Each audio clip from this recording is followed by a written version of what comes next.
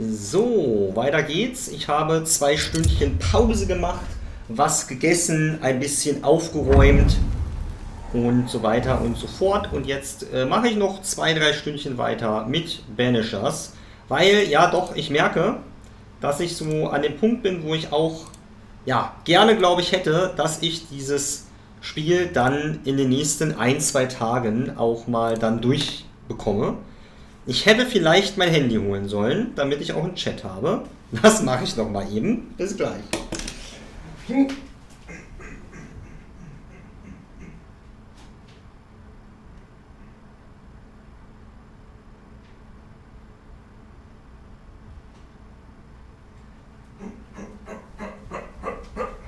So, da komme ich wieder ans Bild gerannt. Habe damit gleich den Mythos widerlegt, dass Streamer keine Hosen tragen würden. Sonst hätte ich jetzt auch ein Problem und wäre gebannt. So, hallo Reihan. Da ist er wieder. Da bin ich wieder.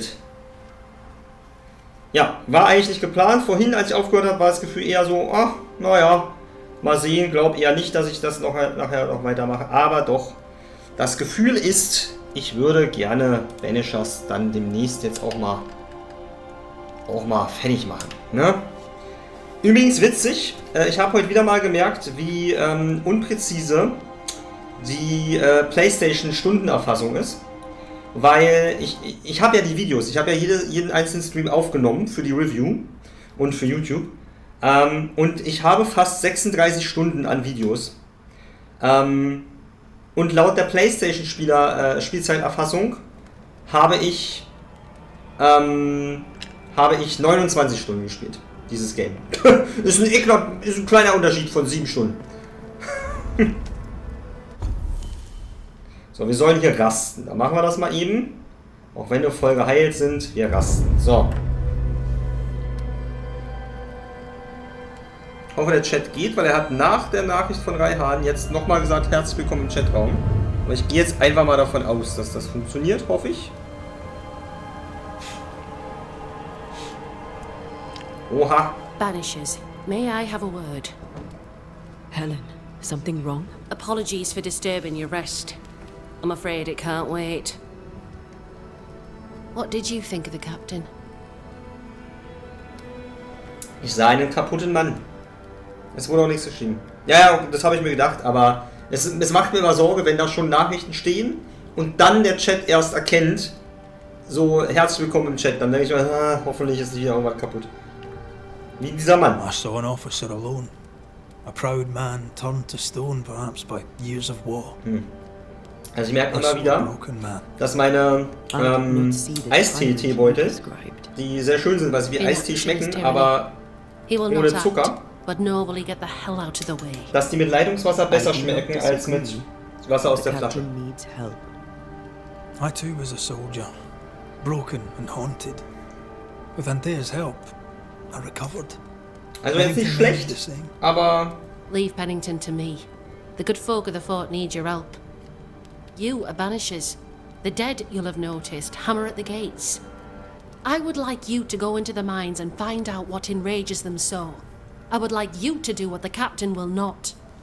And while we deal with the hordes of angry spectres, what shall you be doing? When the mines are purged, I'll oust Pennington. Wie war Sebastian? How goes it with Sebastian? I'm not sure. I had never let go of my grief.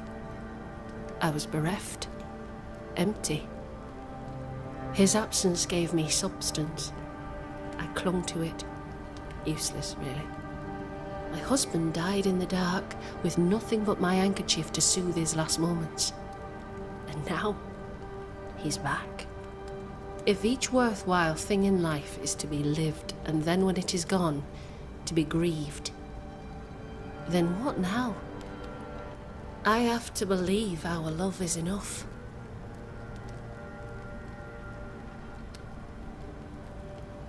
Versuch mal so, Liebe ist Trauer. Love is hard work. We are bound to grieve all the different versions of ourselves. And theirs. I try to hold him and cannot.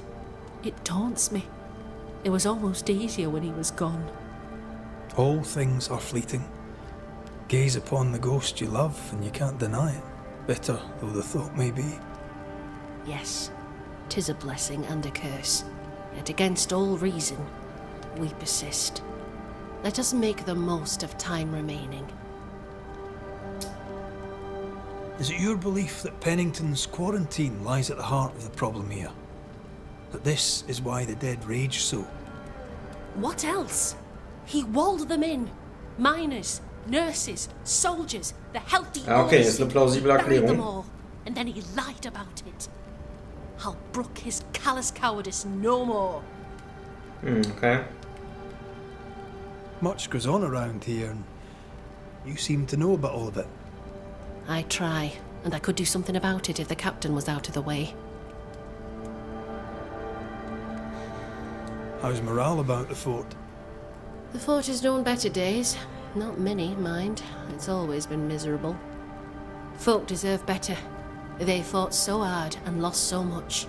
The captain must show them a future. What brought you to New Eden? I came with Sebastian. Willingly, mind you. My father was a Ach, soldier ich muss immer aus and knew Steam that we'd schreiben, travel. wann wir FF7 jetzt machen. Sebastian courted me for 3 years. Und wann wir Dune 2 I gucken. swore Kommt ja when auch we am married Mittwoch. I'd Oder follow him to Donnerstag the raus. end of the earth. And here we are.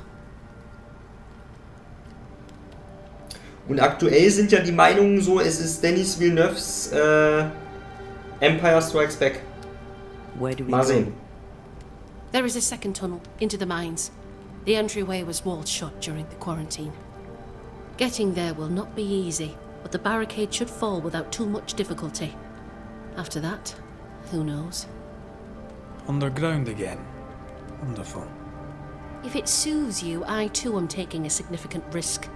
The captain has a penchant for locking people up and leaving them to rot.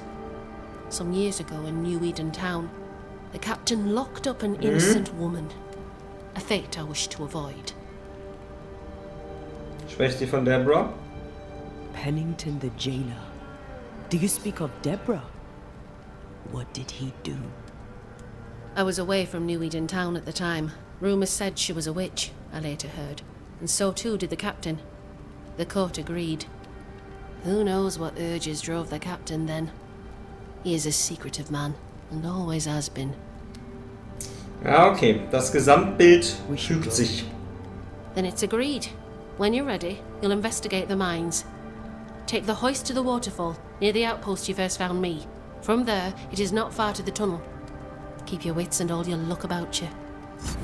Ich glaube nicht, dass das passiert, aber ich fände es irgendwie cool, wenn sie ermöglichen würden, dass man,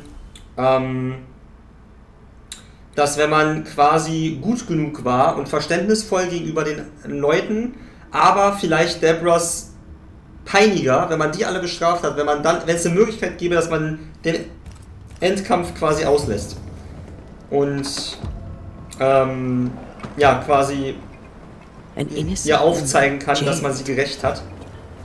Und sie versteht und ihr dann so das das so lösen kann. Das fände ich cool. Helen is right. The truth lies down there, somewhere. I suspect Deborah is at it again.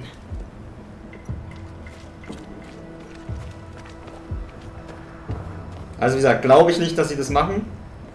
Aber das wäre, glaube ich, ein sehr zufriedenstellender Moment, wenn man quasi dann selbst diesen Nightmare, dieses ultimative Geisterwesen, wenn man das besänftigen könnte. Das fände ich ganz cool. Das nervt mich halt irgendwie wirklich so, dass sie jetzt hier, anstatt mir zu zeigen, wo der Laden ist, sagen sie, ja, such den halt. Das ist so...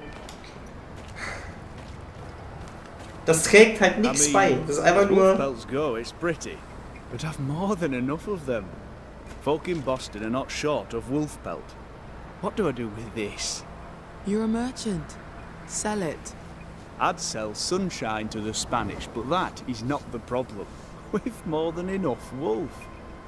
Bring me a bear, and we'll talk. A bear? I could get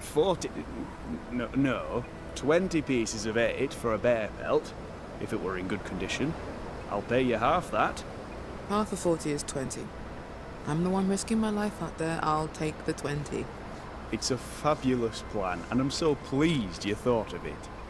An excellent plan indeed. I see only one problem. There is no bear. Not out here. They're all gone.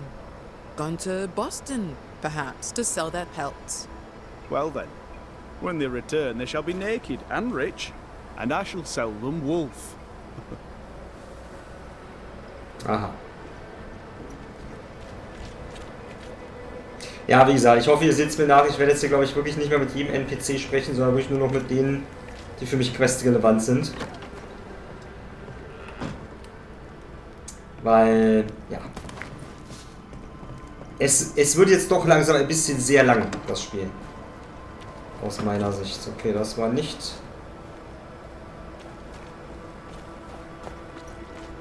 Generous Store. No swings, one of those.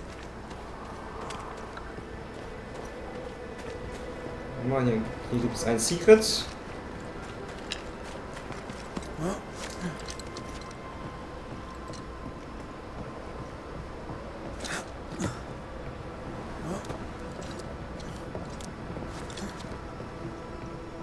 Also ja, ich habe mich jetzt entschieden für, ich möchte die Spukermittlungen alle machen.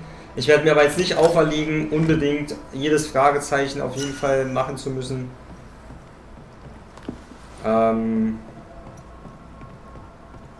Und alles zu lesen und jeden NPC anzusprechen.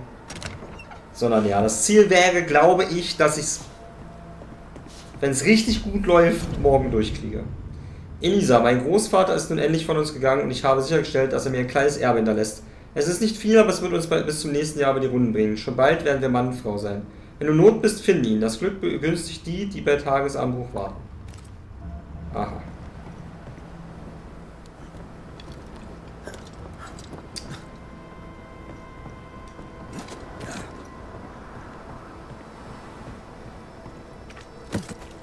So groß ist das ja hier eigentlich nicht. Eigentlich ist ja jetzt hier gar nicht so viel Spielraum für einen Läden.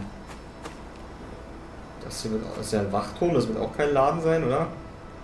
Das wäre jetzt ziemlich Quatsch.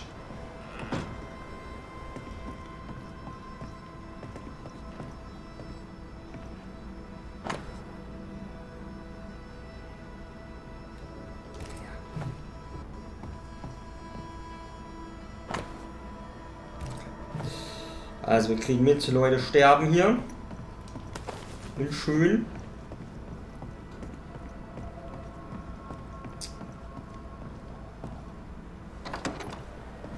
So, dann kann es ja, da waren wir auch schon, dann kann es ja eigentlich nur noch hier drüben sein. Oder hier. Sieht aber eigentlich nicht nach einem Laden aus. Ah, Fernando's? okay, doch. Closed.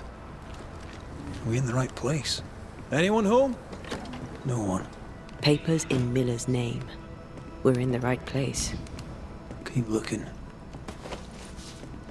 He's organized. Disorganized traders lose money. Dann kann ich kein Trader sein. Vardy reads English extensively. Well, nobody's perfect.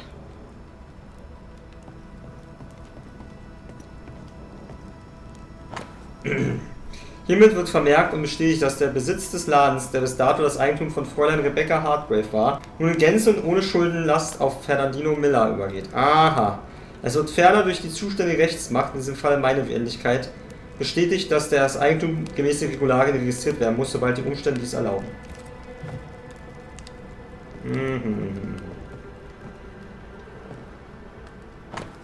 Ein Stück Holz, das zu einem Amulett geschnitzt wurde, es ist jedoch unvollendet. He's making protective amulets. He's making useless trinkets. And he works hard to keep it away.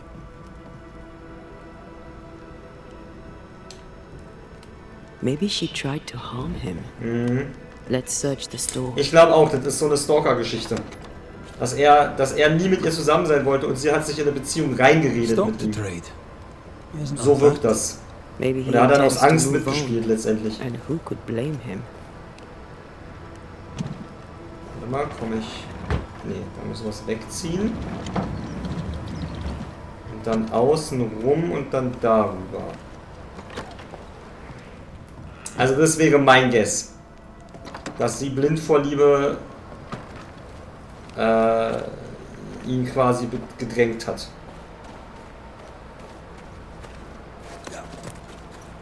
So. Surprisingly high quality wares. Can't be many left in New Eden with the means to buy. Okay. Okay, also jetzt wurden hier primär auch Sachen von Rebecca verkauft. He's doing surprisingly well for himself. Where did he get the inventory? Oder er hat halt mitgespielt, um diesen Laden zu ermöglichen und hat sie dann umgebracht. Das kann halt auch sein. Oder beides.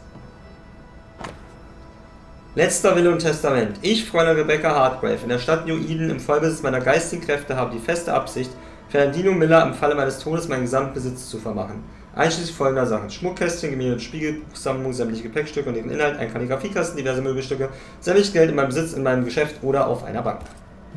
Rebecca's will. She was rich. She left him the lot. That's where he got the inventory. No. The list matches his sales record. Touch my money and I'll drop you. What are you doing here? Thieving, no doubt. I'm no thief, Mr. Miller. I'm the Banisher. I brought Helen Priest back to the fort. A banisher? Thieves lie. How do you know my name? 'Tis my business to know. Red McCraith. If you are a banisher of ghosts, I have business for you. I'll pay. Rebecca sucht euch heim. I spoke to Rebecca. 'Tis she who haunts you. She sent me to find you. She worries for you. Says she loves you. The English have a word for that. Hogshite. If not for love, why did she bequeath you her fortune? Whichever. It matters not. Ja, You're doch a schon banisher. irgendwie. It is your job to get rid of her. Can you not just do your work? Easy, Mr. Miller. Now, I'll need to examine Rebecca's belongings. I sold them. All of them. You did? Oh no. To who? I don't know. People. I wrote it down. In the register. Read it if you wish. 2 recent sales to the blacksmith and to Ingersoll's store. The storekeeper hears much. What do you hear, Mr. Miller? I'm a busy man. If you've a question to ask, then ask it. What can you tell me about Captain Pennington? He has no problem with me. I have no problem with him. He respected Rebecca's wishes. He gave me what was mine. My freedom. Her estate. He saw me as a man and signed the papers to say so. And when them who saw different complained, he laid down the law. Okay. What think you of Helen Priest? I don't think of Ellen Priest. I stay out of her way. I hope she'll stay out of mine. How are things in the fort, by your estimation? Look around you. Things are desperate. Have you heard the sound of their bodies crashing against the wood? Ja, ich war I am dabei. a man of courage. I have endured much. But this, it undoes me. I don't know what you people have done to this country, but there's little hope and no way out. Ich habe übrigens vorhin mal geguckt, den Schwur erneuert, also was man ja nachdem man eine der beiden Auswahlquests macht, haben erst 22% der Leute auf PlayStation. Stuff looks good. Let's trade. Now, my friend, we are conversing. So, was haben wir denn hier? Ja, wow. Nun. Ferdinando. Nun. You've put quite the effort into protecting your home, haven't you? You poked about my house without my say-so. I know my business.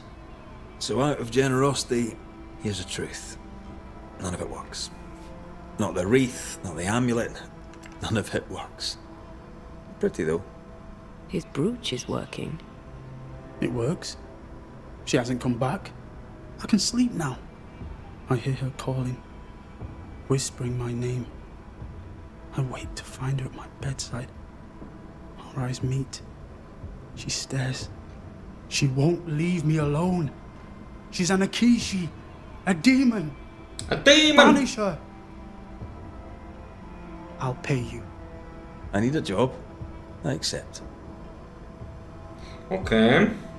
Farewell to you, Mr. Miller, sir. You know where to Hat find jetzt me. meine Theorie nicht so If you're direkt buying, bestätigt. I'm selling. Wirkt vielleicht doch eher wie ein Schwindler. Gucken wir mal, ich bin gespannt, wo das hier hinführt. He'd sold it all. Everything she'd owned. And fast.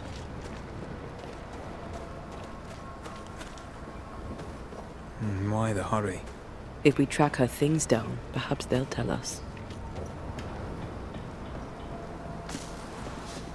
Gucken wir mal.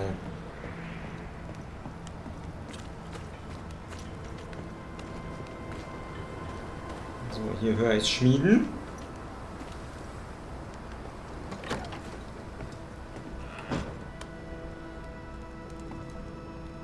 A note? Let's see. Theodor. Josef, ich habe erhalten, was du mir schuldest. Gute Waren. Ich hielt dich für einen Schwindler, aber ich habe mich wohl getäuscht. Rebekkas Sklave, dieser Ferdinando, war nicht zufrieden mit dem Besitz einer seiner toten Herren. Auf Befehl von Penningtons ist er jetzt ein freier Mann und auch noch ein Händler. Dieser Wahnsinn wird unser Ende bedeuten, das kannst du mir glauben. Du und ich, wir sind jedenfalls quitt. Zumindest bis wir uns zum nächsten Kartenspiel mit den Männern in der Barack treffen. Dann knöpfe ich dir wieder alles ab. Theodore S. Ferdinando was a slave. She was his owner. Ah. She kept that quiet. As if it were of no consequence. We know where to go. Okay. The barrack room. Aber das erklärt immer noch nicht, also ich kann mir halt vorstellen, dass sie ihn trotzdem wirklich geliebt hat, weil warum sollte sie ihm sonst allen Besitz vermachen? Es sei denn natürlich, er hat wiederum sie bedroht, möglicherweise. Einfach aufgrund von körperlicher Kraft. Pretty. The work, I mean. We know where to go. The barrack room. Ja, sorry. Ich dachte, vielleicht gibt es noch einen Hinweis.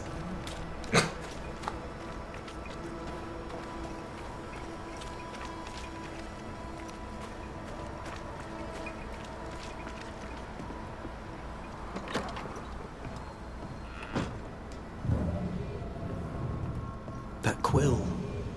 Bet that's what we're looking for.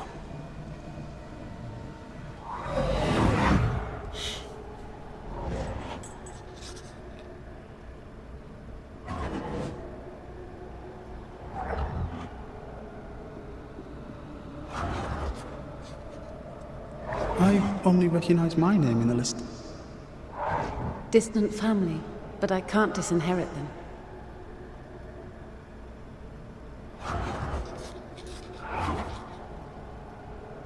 I would never ask you that. To have met you is already more than I ever expected. If I was to lose you, God forbids, I'd cherish all that reminds me of you. If you were to lose me, all that I own would now be yours. Ja, okay. Ah. He claimed not to love her. Why lie? Ich glaube, er hat nicht gelogen. Ich glaube, er hat so getan. Maybe he didn't lie. Maybe he pretended to love her. Let's see what he has to say about it. Sieht im Moment als sehr danach aus, ne? Also wird jetzt schon ein spannender Fall, das am Ende zu entscheiden, ne? Weil, also klar, er war ein Sklave, so letztendlich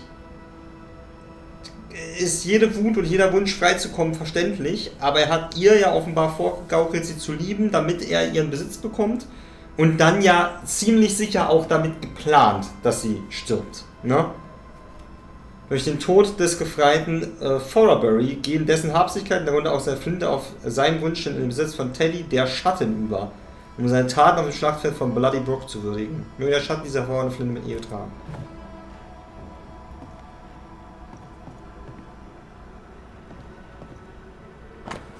Mein liebster Ethel. Das ist so krass. Ich habe den Namen Ethel vor Xenoblade Chronicles 3 noch nie gehört. Hier ist er zwar anders geschrieben, aber trotzdem. Seitdem sind in Games und Serien, glaube ich, 4 oder 5 Ethels vorgekommen. Einige meiner Kameraden sind erkrankt. So zimperlich wie ich bin, kann ich nichts für sie tun. Matthews hat die Nacht an der Seite seiner Schwester verbracht. An der Schwester. Und das Erbrochene eimerweise rausgetragen. Ein guter Mann, auch wenn er nicht viel spricht. Mir ist kalt, ich habe Hunger und ich bin müde, aber der Feind lässt uns nicht zur Ruhe kommen. Dein Talbot. Krankheit der Soldaten, ja, okay. Die waren alle krank und kaputt.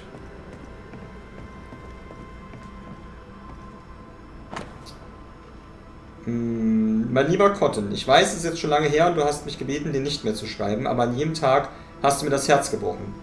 Also versuche ich ein allerletztes Mal mein Glück. Es betrübt mich, von deinem schlechten Gesundheitszustand erfahren zu haben und ich hoffe, dass du dich bald wiederholen wirst.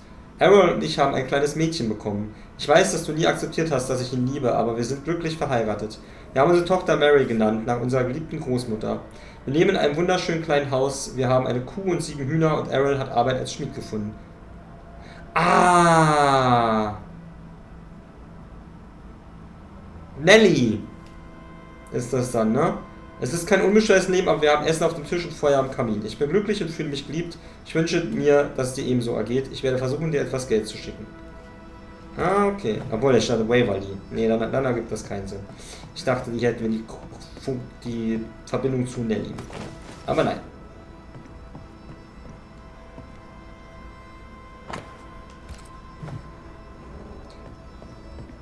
Ja, es ist halt so dumm, ne, dass ich halt durch eine Trophäe schon weiß, man muss 15 Bibeln sammeln für einen Charakter. Und den werden sie halt safe einführen, wenn du die alle schon mal gesehen hast, aber natürlich keine davon auf der Map vermerkt ist. So, und dann sagen sie, ja, jetzt finden wir 15 Bibeln. Ich glaube, die waren immer relativ in der Nähe der Feuer, aber trotzdem. Bisschen unnötig.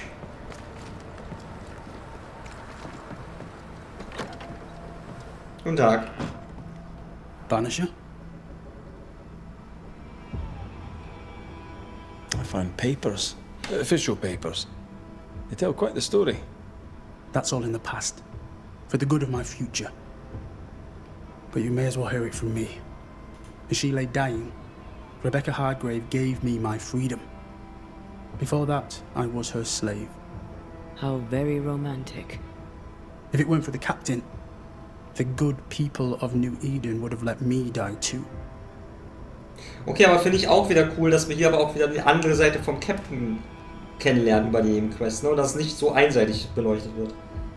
Rebecca was in love with you. The feeling was not mutual. True? I was her pet. A dog nuzzling its master, hoping she might loosen its leash. She loved me, she said. I allowed her to think I loved her back. I sat up and begged and let her pet me. I was a very good boy. You gulled her, then took advantage. To a slave, a crumb of freedom tastes like a loaf. You'd have done no different. And I'd do the same again. Enough chitter-chatter. Perhaps you should get back to work. Okay. I'm a banisher, Mr. Miller. Not a rat catcher. Also es war jetzt für mich noch nichts, wo ich sage, dafür werdet ihr bezahlen, weil auch, dass er sich umgebracht hat, ist ja noch nicht gesagt. Aber wahrscheinlich. To find out what ties the ghost to the living and end the haunting, I must know the story. You want me to finish the job, then the story must be told. The ghost must manifest. I do not like this idea. This idea can shit itself 6 times by sundown. Come on, break the brooch. And let's get it over with.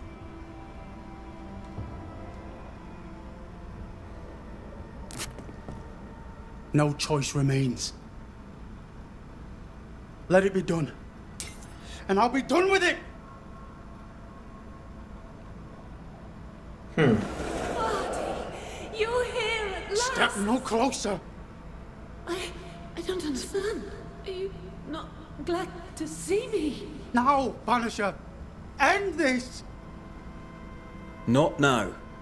You need to hear the truth, both of you. That reminds me. Rebecca, you omitted to tell us that Ferdinando was your slave. That you owned him. I loved him. I was a slave! I was not free to leave! What kind of love is that?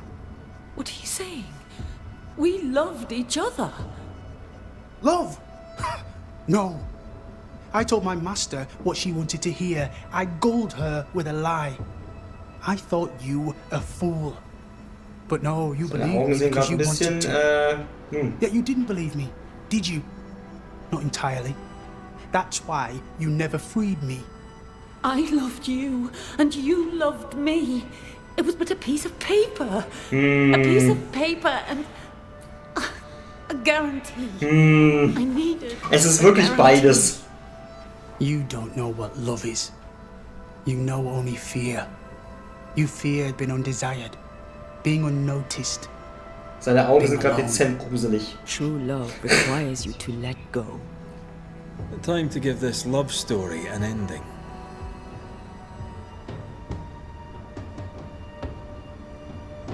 Ja, ich würde sie, glaube ich, tatsächlich aufsteigen lassen, ehrlich gesagt. Weil, ne, klar, also so Sklaverei, super, super furchtbar, so, aber von allem, was wir jetzt gelernt haben, war es im Prinzip, glaube ich, von ihrer Seite echte Liebe. Es ist halt schade, dass sie hier irgendwie auch nicht so sehr ausgeführt haben, wie das alles gelaufen ist, also ja, ob sie generell Sklaven hatte und sich dann einfach in ihn verliebt hat oder ob sie ihn gekauft hat, um ihn zu lieben, weil sie sich verliebt hat, wie auch immer. Aber ja, letztendlich wirkt es auch wirklich wie, sie hat ihn wirklich geliebt und er hat ihr vorgelogen, dass es auch so ist. Aber nichts an ihrem Verhalten würde mir jetzt sagen, sie hätte ihn bestraft, wenn er es nicht erwidert hätte oder so. Sie war von Angst geleitet, dass, wenn sie ihn freilässt, dass er dann gehen könnte. So. Also, ja. Ist jetzt für mich von ihrer Seite, also sowohl bei ihm ist es nichts, wo ich sage, da sollte er für sterben, aber von ihrer Seite nicht, dass ich sage, dafür gehört sie in die Hölle. So, deswegen sage ich, aufsteigen. Im Kontext dieser Story jetzt, ja, das ist bitte nicht zu beziehen auf Echtweltereignisse, ja. Hoffe, das versteht sich von selbst. Let him go. Is it wrong to wish to spend your life with the man you love? You did spend your life with him. Now your life is over. He was mine. I wanted to keep him. Was I wrong? Ja, sie war halt obsessed, You ne? don't own him. You can't own him. Let go. Find peace. Da ist halt im Kopf was falsch, ne? She gets peace! After all she did! I get peace, but you get your freedom. I was wrong. I'm sorry, Fadi. For everything. Go in peace.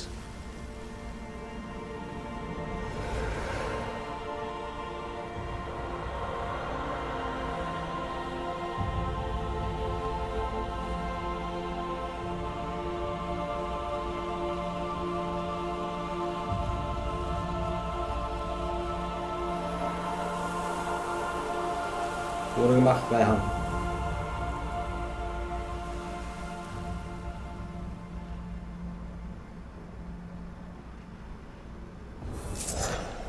She deserves no peace.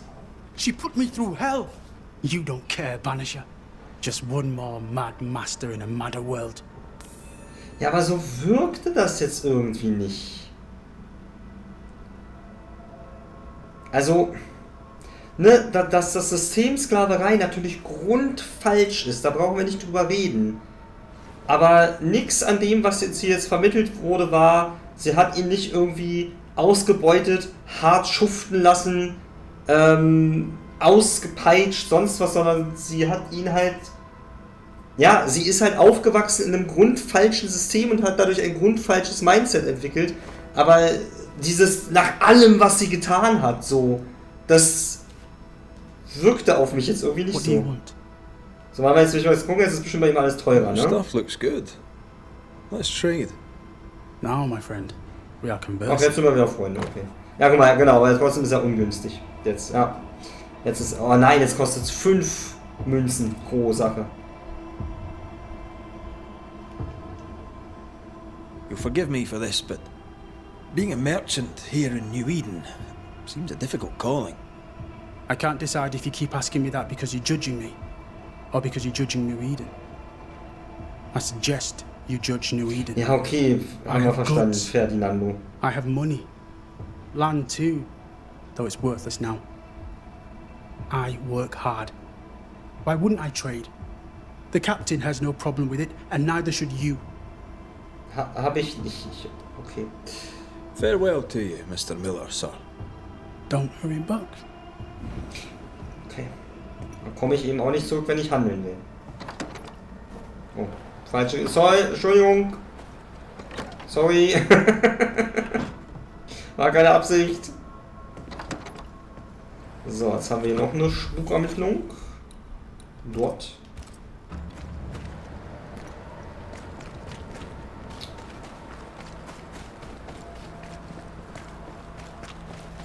Wer ist es? Wer ist es? Wer ist es?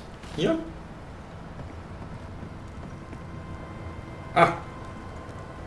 Ihmchen.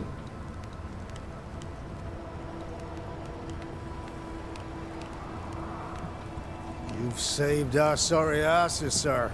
Of that, there's no doubt. You've earned us a rare bit of rest, and that comes most welcome. You alright, soldier? You look drop dead weary. The dead don't sleep, do they? And me being asleep won't stop them coming. Can no one take your shift? We're short-handed as it is. Besides, I can rest and keep watch at the same time. Old soldier trick. Let's cut to it. I think you're haunted. The good news is that I can help. The Banisher thinks I'm haunted, does he? Nah, I ain't important enough to be haunted. I ain't important, and I don't deserve no help. Wasted time helping me anyway. Okay. You heard the man. He wants no help. I see no reason to force it on him. For now, at least. How are folk doing? Fighting fit? They're farmers, most of them. Shopkeepers, house servants, hunters. We've one old soldier, but he's sick. Them who stand dead on their feet. Fighting fit, my arse. But we hold against the hordes of the dead. For now, leastways. The fight's not fair. That's it.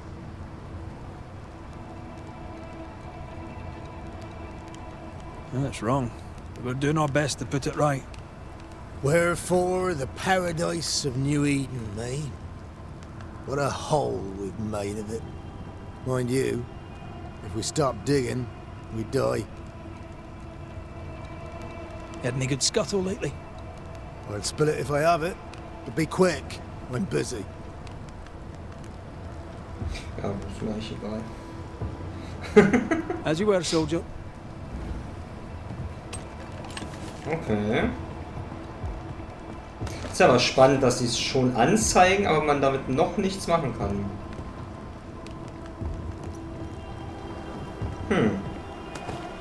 Interesting.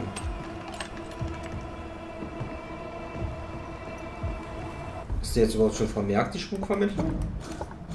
Vermittlung, Ermittlung? Nee, ne? Ha. Okay. Na gut, schauen wir mal. I'd like to help him. Ah, Old soldier and all. All right. Let's start with his billet. wollte mich gerade schon wundern.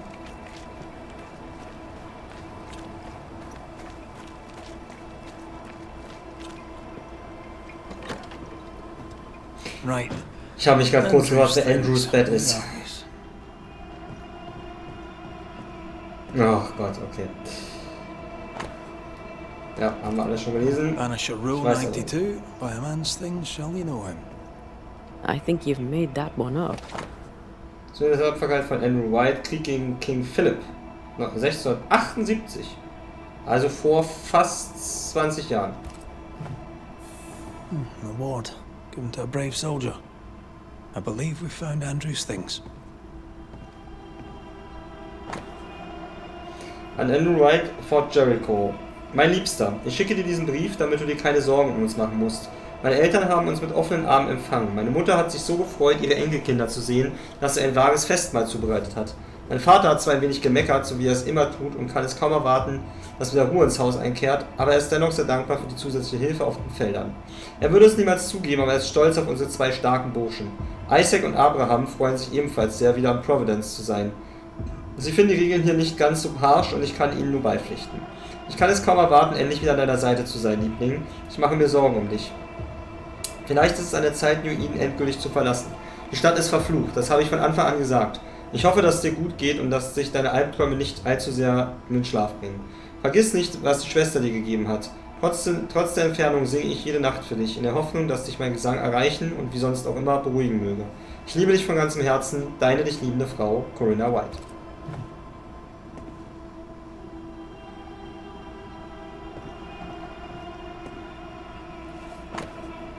Andrew Whites Beförderungsschreiben 77 an den Gefreiten, bla bla bla bla.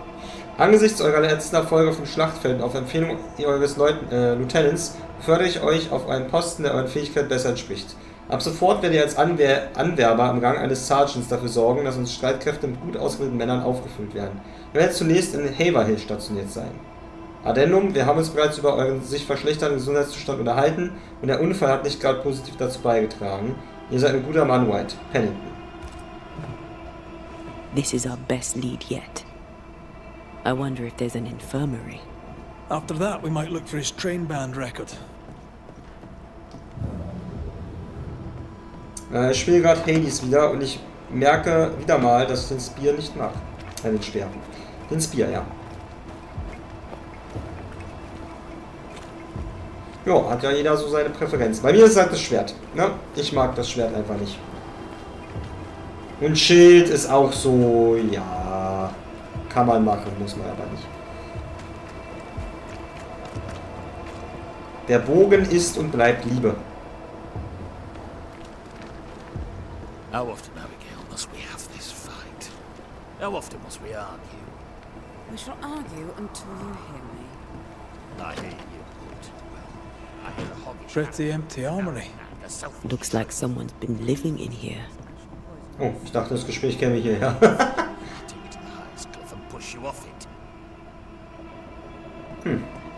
Da will jemand neu darunter schubsen. Das ist ja nicht so nett. Wo ist im schlechten Zustand? Zutritt zum Obergeschoss ist verboten. Ach, wir müssen oben rein. Okay. Ein Hinweis, ein Hinweis. Oh, es geht auch runter. Warte. Das habe ich vorhin nicht gesehen. Storeroom. Locked. Okay, da...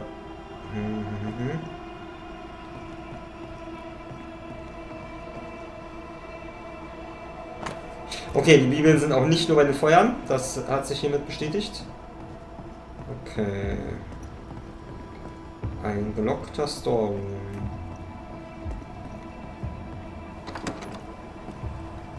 Wir können natürlich hier nochmal gucken. Es wird ja nicht definiert, wo in dem Gebäude.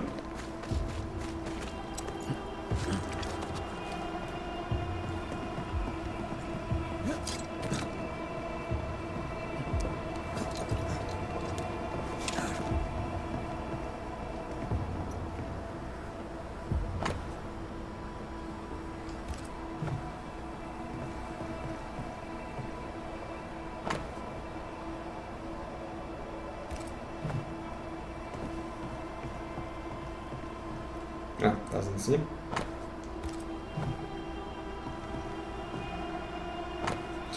Captain Pennings Bericht über Andrew White. Gestern am Morgen ritt ich mit 12 Männern von Portsmouth los, auf der Suche nach einem Trupp der Plymouth Miliz, der nach 3-tägiger Patrouille überfällig war. Nach einem halbtägigen Ritt gegen Norden stießen wir auf den einzigen Überlebenden des Trupps. Als mir der junge Rekrut die Einzelheiten des Indianerhinterhalts berichtete, war ich beeindruckt von seiner Standhaftigkeit. Andrew White ist ein vielversprechender und teuflischzieher Soldat, der sich der Massachusetts Miliz unter meinem Kommando anschließen wird. Und er wird für seine Tapferkeit gebührend gewürdigt werden. Bogen ist das Beste. Metal trinket to mark a life of sacrifice. I bet he'd rather have his sleep bag.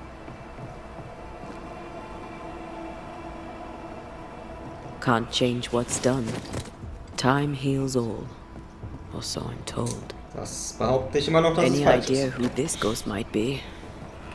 You may know a soldier by his trail of dead. Could be anyone.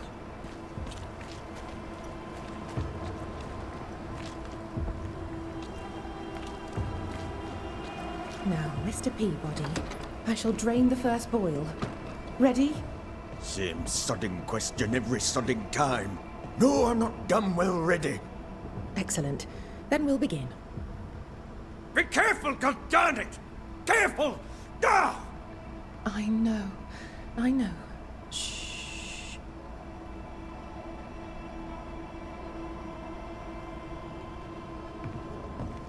My apologies. I did not wish to hush you. I just prefer to focus on one patient at a time. Welcome to the infirmary. I'm Nurse Wings. Anne, if it sets you at ease. I'm a banisher. Name's McCraith, but you may call me Red. Red. A pleasure to see a friendly face, or any face at all.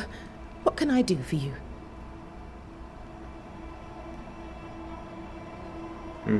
Ich hätte jetzt genau, dass man sie was fragen kann. How'd you end up here? What brought you to nursing? That, sir, is a personal question. I'm a personable man. That's not the same thing. So persönlich finde ich die Frage offen gesagt jetzt gar nicht, wie man zu seinem Beruf gekommen ist. Afterwards, I swore I'd serve others when they were sick. And here I am. What about you? I fell in love with a banisher. One of the best. Spent the happiest years of my life with her. And where are they now? Antea died in the meeting house in New Eden Town. Ah, that was you. I should have known. I'm so very sorry for your loss, Red. So very sorry. Times being as they are, how come you only have the one patient? Mr. Peabody's illness is unsightly. Fort Jericho has a history of contagion. Folk worry. What does he have? Not my place to say. You'll have to ask him yourself. Okay. All right. I'll not press you. Did you not fear infection? If I did, I would not show it. What's the word around here? I don't see folk much. I stay here, keep to myself. No visitors? No other patients? Helen Preece comes when she can. Captain Pennington would sometimes visit Mr. Peabody, but I haven't seen him in a while now. Okay. Farewell, Nurse Wings. Farewell, and good health, sir. These look nasty. Poor man. Never a good sign. Oh, there are you. Queen Mary Stuart. Ja. Well, I've met Mary II, and she's a little prettier than I. I'm Red McCraith. I'm a banisher. The banisher come to gloat at sick old Cotton Peabody. Well, piss off. There's a sudden stink of death in here, Scotsman, and it ain't from me. Where did you fight, soldier? None of your business, Scotsman. Okay. This comrade is mine. No one wants to talk to you. You know, soldier, you're a brawler and a rebel, and if you fought at all, I'll wager you lost. I'm a proper soldier, me. Self-made, too. Left the family farm and signed up to fight them Indians. I learned the hard way, in the blood and the snow. Fought under the captain himself, I did, and followed him here and joined the train band. When did you get sick? What's it to you? I'm not so sick as I can't give some nosy Scotsman what for. When I'm sick, I get surly too.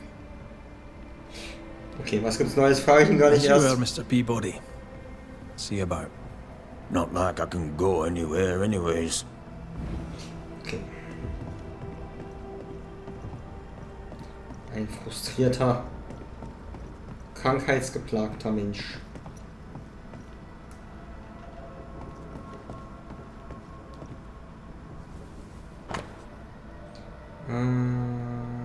Okay.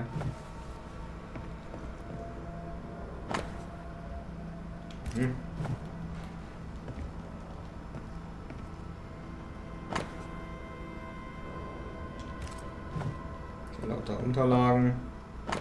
So, Andrew Whites Arztbericht. Aha. Notiz über den Patienten Andrew White. 89. Der gefreite Andrew White leidet bereits seit vielen Jahren unter wiederkehrenden Albträumen. Seit 1682 laut eigener Aussage, auch wenn er schon seit 1678, also am Ende des Krieges, Schlafprobleme hat. Seine Behandlung und den Verlauf seiner Krankheit werde ich im jährlichen Abstand hier vermerken. Okay, 89. Die Behandlung mit Kräuterinfusion hat dem Patienten in diesem Jahr das Einschlafen leichter gemacht. Die Albträume sind seltener geworden. Nach dem Jahrestag von Andrews Rückkehr aus dem Krieg zeigte der Patient jedoch enorme Unruhe und war geistig verwirrt. 90. Der Patient zeigt langsam Anzeichen von Verbesserung. Die Dosierung der Kräutermixturen wird monatsabhängig verdoppelt. Keine durch Unruhe ausgelösten Warnzustände. 91. Der gefreite White ist ruhiger geworden und wirkt ausgeruhter. 2 schlimme Anfälle von Unruhe sind jedoch aufgetreten. Der Patient empfindet es als schwierig, über seine Träume zu sprechen, gibt jedoch zu Protokoll hin und wieder eine verschwommene Gestalt wahrzunehmen. 92. Die Kräuter scheinen ihre Wirkung verloren zu haben. Ich bin auf der Suche nach einer neuen Behandlungsmethode. Dem Patienten nach treten seine Albträume nun wieder häufiger auf und sind noch furchteinflößender. Abgesehen davon ist sein Zustand stabil. 93. Die neue Behandlungsmethode zeigt Wirkung. Die Albträume kommen seltener vor, sind dafür aber umso intensiver. Je nach Monat ist doppelte Dosis erforderlich. Keine durch Unruhe ausgelösten Warnzustände. 94. Auch diese Behandlungsmethode hat ihre Wirkung verloren. Die Albträume treten nun noch häufiger auf und sind noch intensiver. Der Patient leidet an chronischer Erschöpfung. 6 Anfälle in diesem Jahr. Der Patient traut sich nicht, über seine Albträume zu sprechen. Das war kein wichtiges Dokument für den Fall, ja? Okay. Okay. Die Albträume des Patienten sind schlimmer geworden. Er ist sehr unruhig und lässt Mahlzeiten ausfallen. Dezember. Die Abreise der Kinder aus New Eden und somit auch der Familie des gefreiten White bereiten ihm furchtbar schlaflose Nächte. Januar. Der Patient schläft allmählich wieder besser. Die Mixtur aus bestimmten Kräutern scheint ihm ein wenig beim Einschlafen zu helfen. Februar. Die Albträume werden seltener. Der Patient ist jedoch noch unruhiger geworden. Er will nicht über den Mann sprechen, der ihm in seinen Träumen begegnet. März. Der gefreite White verbringt manche Nächte jetzt auf der Krankenstation, der unter zeitweiser Demenz zu leiden scheint. Oh, okay. Dieser Zustand hält jedoch nicht mehr als eine halbe Stunde an. Mai. Der Patient hat sich beruhigt, aber leidet noch immer unter Schlafmangel. Er spricht jedoch nun von Schatten und Gestalten, die ihm nachts erscheinen, wenn er wach ist. Juni. Die Warnzustände des Patienten treten mittlerweile viel häufiger auf. Er schläft sehr wenig, irgendwas scheint alte, schmerzhafte Wunden aufgerissen zu haben. Gefreiter White möchte nicht darüber sprechen, aber er scheint die Gestalt zu kennen, die ihn in seinen Albträumen verfolgt. 13 years is a long time to live haunted.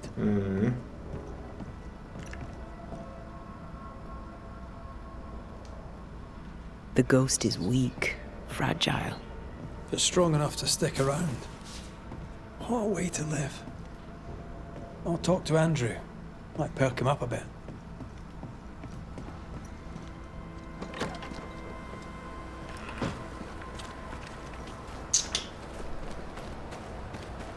Okay, gucken wir mal, was es damit auf sich hat. Also das Erstverdächtige ist natürlich, dass nur... Should have had your breakfast, friend. Dass wir nur seine Version Anyway, greetings. kennen, ne? Und alle anderen schon tot waren. I'm Antea Duarte. This here is Red McWraith. We're Banishers. Now, who are you and what do you want?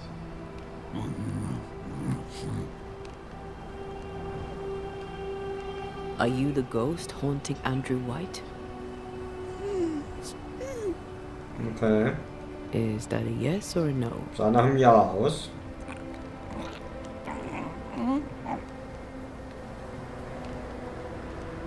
Who are you?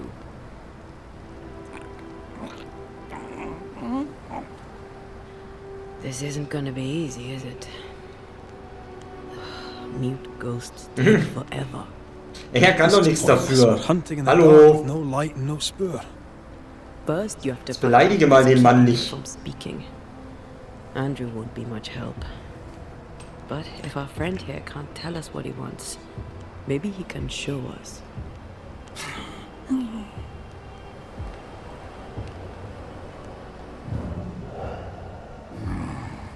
Do you want us to follow you? I think he wants us to follow him. He left stains. Clever.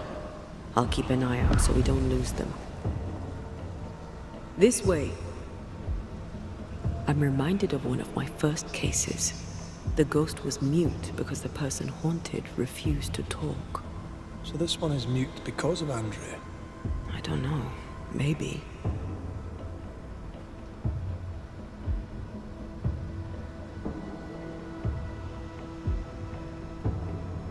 Also ja, kann mich nur wiederholen. Ich finde es echt krass beeindruckend, wie sie sich ruhig bei jedem Fall wieder neue, coole Sachen einfallen lassen und keiner dem anderen so sehr ähnelt. Also ja, in Sachen Nebenquest-Qualität wirklich sehr, sehr gut. Ne, klar, von dem, was man tut, ist es das klassische Witcher 3 Problem, basically.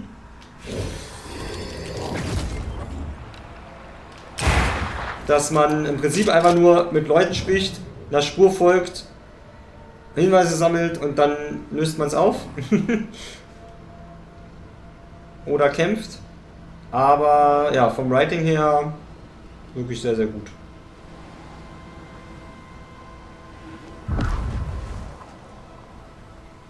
Here, we can go on. The ghost haunting Andrew seems weak. Drawing out the torture the better to enjoy it? Or holding itself back, afraid to feed too much? If mine had been so kind, maybe I'd have slept night. I'm jealous. Don't be. These ones are the worst. Years withering, decades even. It's an awful way to go.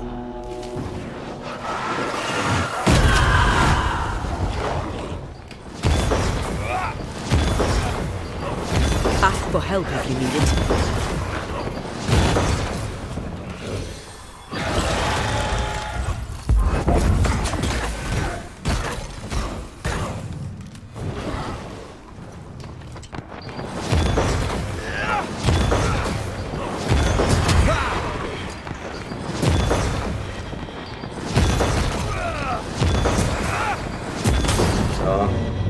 Our friend the ghost could have shown us a safer route. Or he's just playing with us.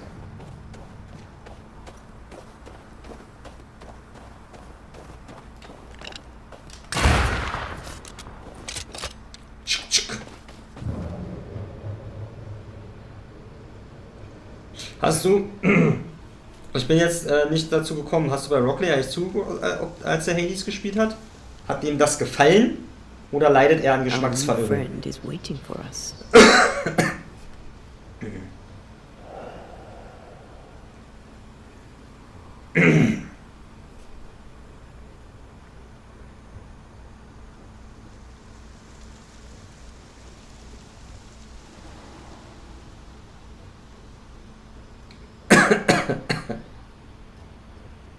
Ach Mann, ey.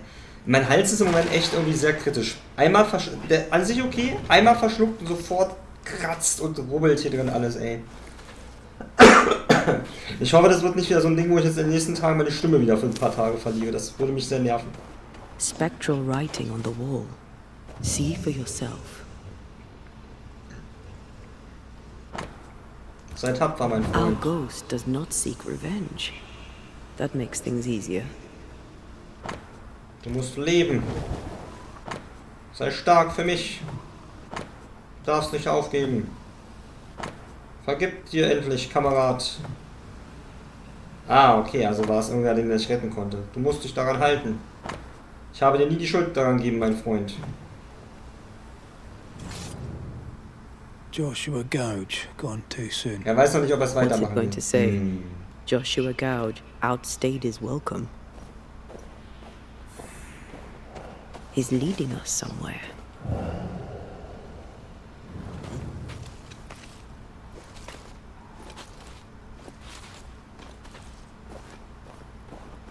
Das Spiel aber auch sehr eindimensional, nutzt nicht wirklich die Skill-Kombination. Naja, man kann Leute nicht zu ihrem Glück zwingen.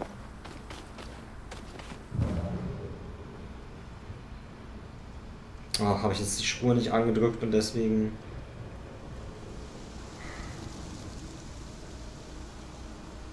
Ja. Ich wollte noch... Ich war offenbar einen Schritt zu weit vorne. Ich habe noch überlegt, so, muss ich jetzt wieder was andrücken, habe aber nichts gesehen. Okay. Yay!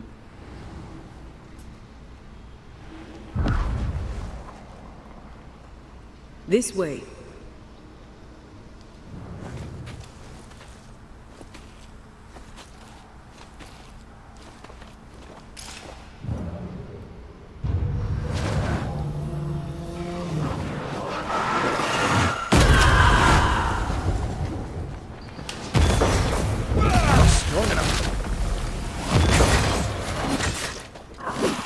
Schön an irgendwas fest.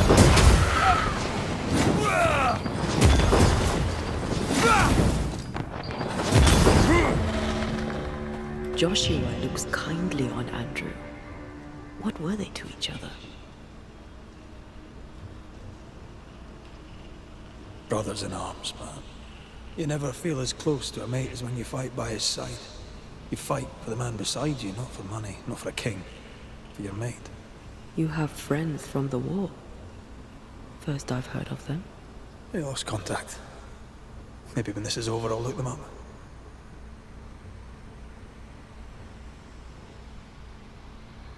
Most young men are taught to dream of war. And when they get there, they dream of home. And they're not busy fighting and dying, that is.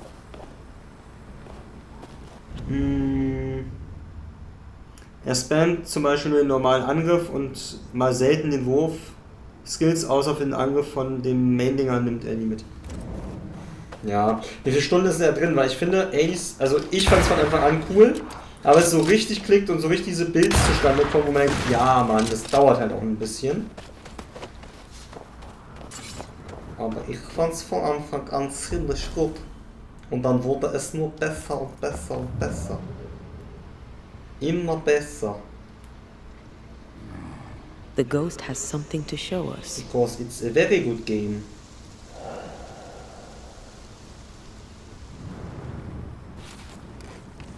Zehn Stunden, ja, okay.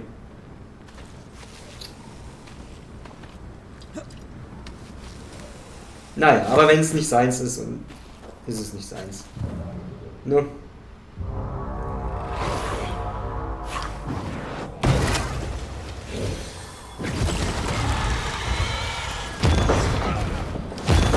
This isn't over yet.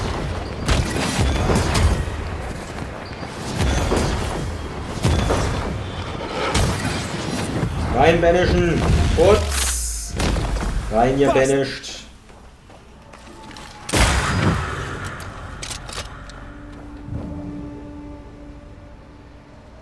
Ach, hier ist die Endlosgeißel. Da müssen wir auch lang.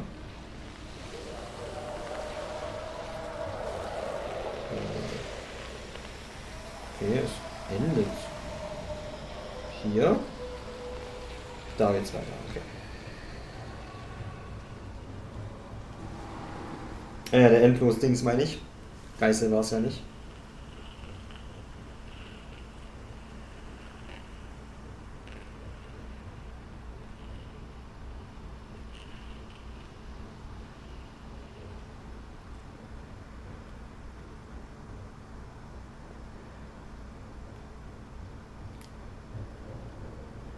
Er hat es auch einmal zum dritten Boss geschafft.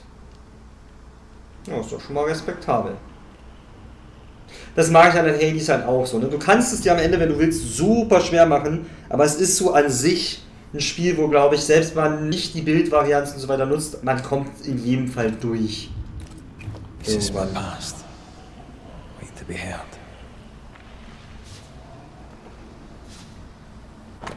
Im stillen Gedenken an die Brüder, die im Kampf um die Freiheit gefallen sind. Wir stehen für immer in eurer Schuld. Shite!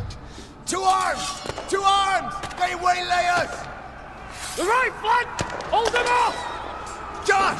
Behind you! Goddamn blustering code! Help me!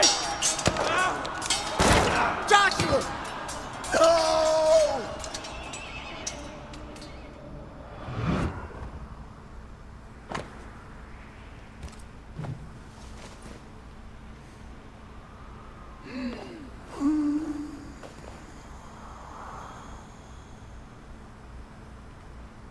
Nice to meet you again, Joshua.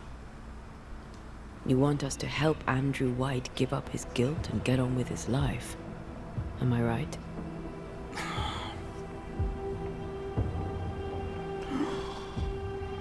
We know you died fighting by his side. Is that why he feels guilty? Is this why you can't speak? Ein Puzzlestück fehlt noch. Aber das, was mich am meisten verletzt hat, er sagt, der Bogen ist langweilig. Tja. Weißt du, an Rockleys und meiner Beziehung schätze ich, dass wir einander mögen, obwohl wir in nahezu allen Punkten unterschiedlicher Meinung sind. Oder vielen Videospielpunkten unterschiedlicher Meinung sind. Das ist nur ein weiterer davon. Oh, I've been there. I'll do everything I can to help. Das ist wirklich so krass, wie ich so bei fast allen Videospielmeinungen, die Rockley und ich so haben, denke, ja, wir sind exakt der entgegengesetzte Pol und trotzdem kann man sich unterhalten.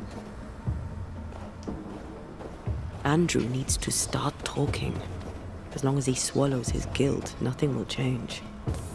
There's a wall between these two, and we must knock it down. I may be able to do that. Save his friend and blames himself for it.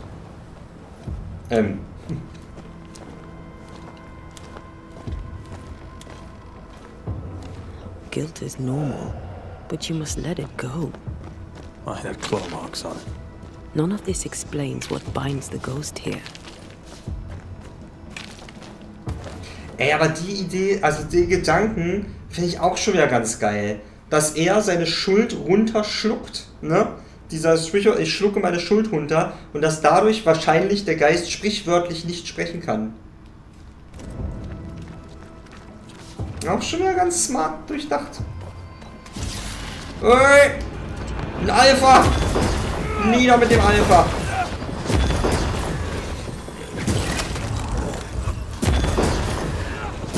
Ready and waiting. Weggealphert.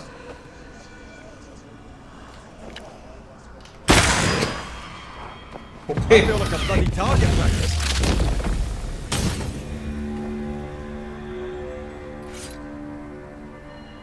Okay, das war gruselig. Das war ein bisschen gruselig.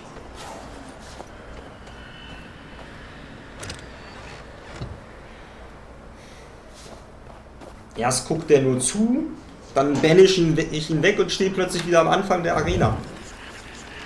Eieiei. Naja, besser als wenn ich da vorne festgebackt wäre. Da holt er sich mehr Leben, der Red. Bams. Mal einfach so aus Versehen Fragezeichen mitgenommen. Nice.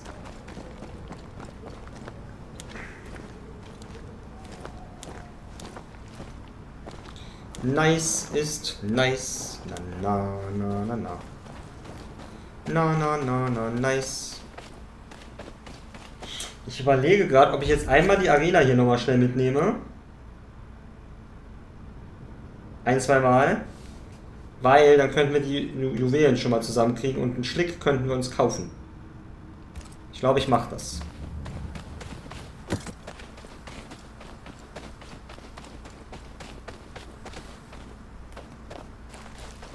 Weil dann können wir nämlich, ich weiß nicht mehr, was es war, aber irgendwas können wir dann auch wieder aufs Maximum upgraden. Das Geilste an Hades ist einfach, wie intuitiv es ist. Selbst Monate nachdem ich es das letzte Mal gezockt habe, habe ich auch alle Abläufe drin. Muscle Memory kickt. Ja, das ist wirklich krass bei dem Spiel, ja. So. Ich glaube, ich brauchte 2. Jetzt leichte Angriffe sind stärker. Ruf auf die Nuss! I have another in sight. Perfekt. Lassen Sie das. Goddammit. Ey! Stehen, ihr bleibt! Mann! Was ist das denn? Was ist das denn? That corpse is gonna shoot. You need my help. Okay.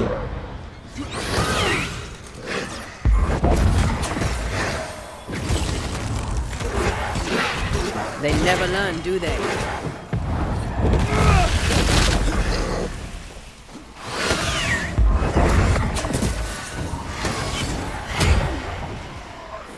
So.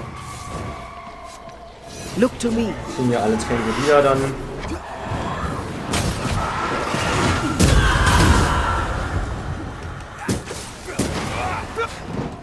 It's coming for you.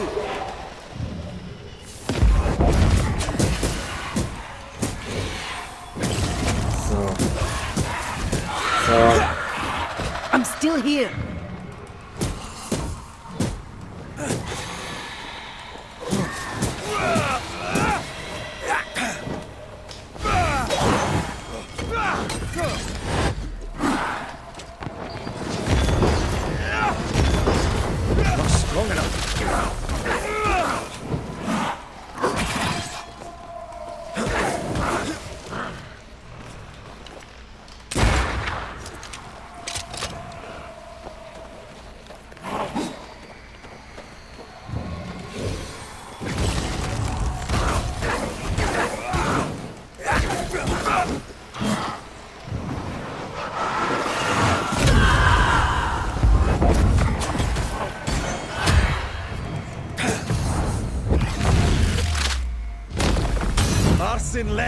So, rein ihr Banished. So, warte mal ganz kurz was gucken. Kriege ich dadurch immer ein Elite-Juwel oder nur... Ja, immer, okay.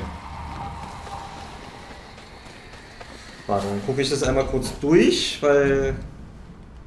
So, ich glaube, hier brauchten wir... Genau, einen Schemenhorstschlick und noch ein Elite-Juwel. Hier brauchten wir... Das können wir ja schon... Ach, das Kupfer hatte gefehlt. Das können wir also schon fertig machen. Und hier brauchen wir auch nochmal... Also wir brauchen insgesamt 3, 4 Elite-Juwelen. Ja komm, dann machen wir das jetzt eben noch 3-mal schnell. Weil dann haben wir die. Dann ist das durch, das Thema. Dann ist unsere komplette Ausrüstung auf Rot. Auf Rot! Was haben wir jetzt?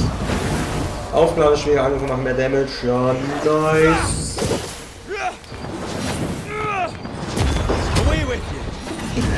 You're within gun range, Red. Putz. Das ist halt legit das Beste, was uns passieren kann.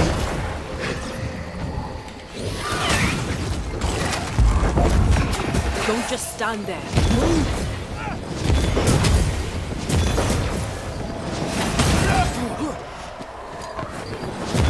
Get lost, won't you?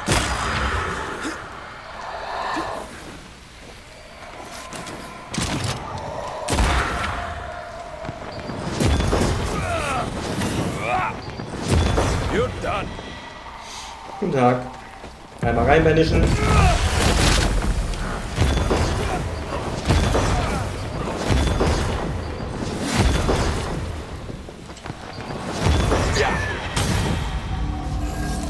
So, zweites Elite-Juwel. Noch 2-mal. Dann haben wir's. Nice. So, okay. Ich save immer sicherheitshalber, falls es nicht autosaved. So. Zack. Spirit and flesh, I summon you. Wehrangriff von Einfang. Das ist ein bisschen ärgerlich.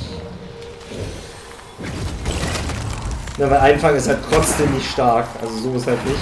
Sharpen up.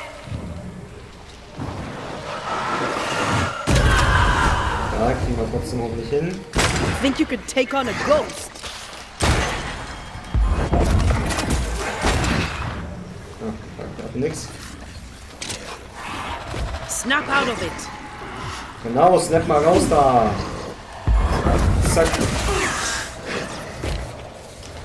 This isn't over yet.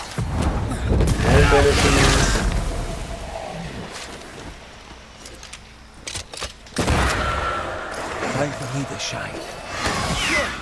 Achso, ich hab kein Links. Oh, ich hab kein Links. Ich wollte zu Antea wechseln, hatte keine Power.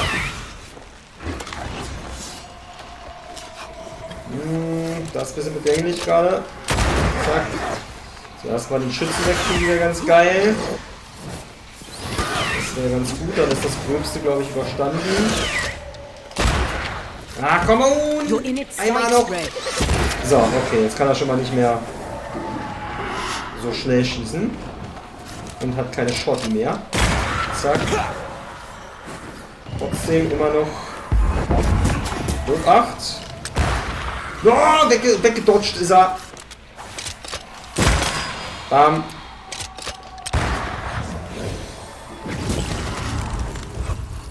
Headshot. Did we miss a few?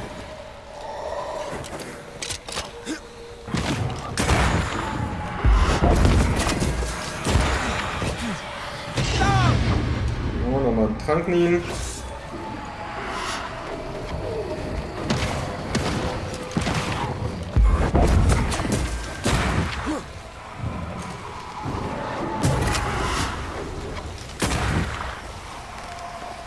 Reinbanischen. Dann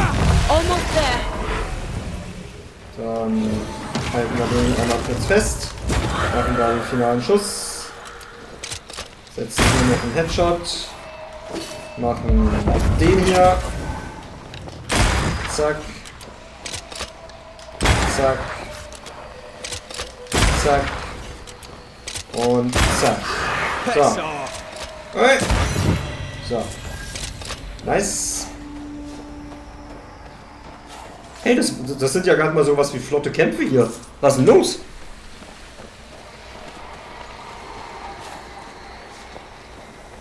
So, und einmal noch, dann haben wir nämlich genug, um alles einmal abzugraden. Wenn ich mich nicht ganz vertue, ich gucke es hier selber nochmal nach. Ja, einmal noch. Ich hätte auch einen leichteren nehmen können als den hier, aber egal. So, mehr schalte ich mal. Na gut, egal. Let's go. Schaffen wir schon. Reveal yourself. Schaffen wir schon.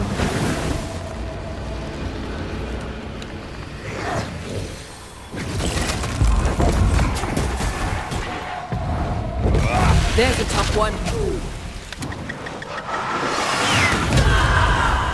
Gut.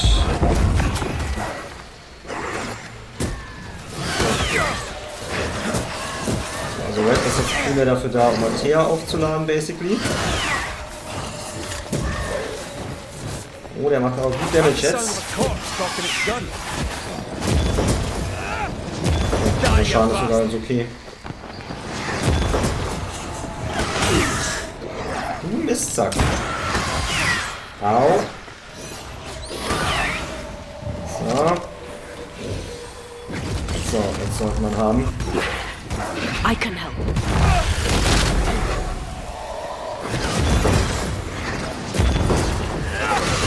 Oh Gott, aber...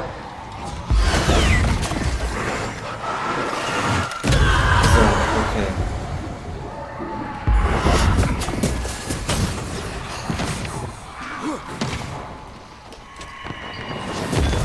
Try another one.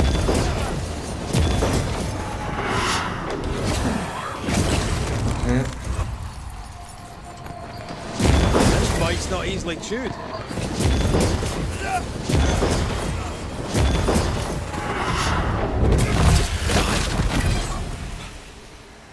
Ja, diese Stipulation ist halt immer sau ungünstig, wenn ich halt nicht auf Manifestationen geskillt bin. You're wasting your time on this one.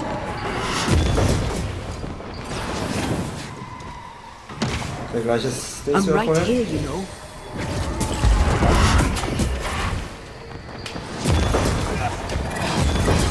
Can I get to this one?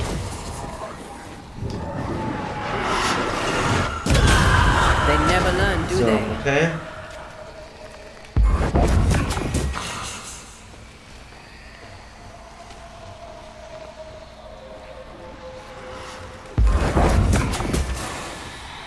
Haben wir.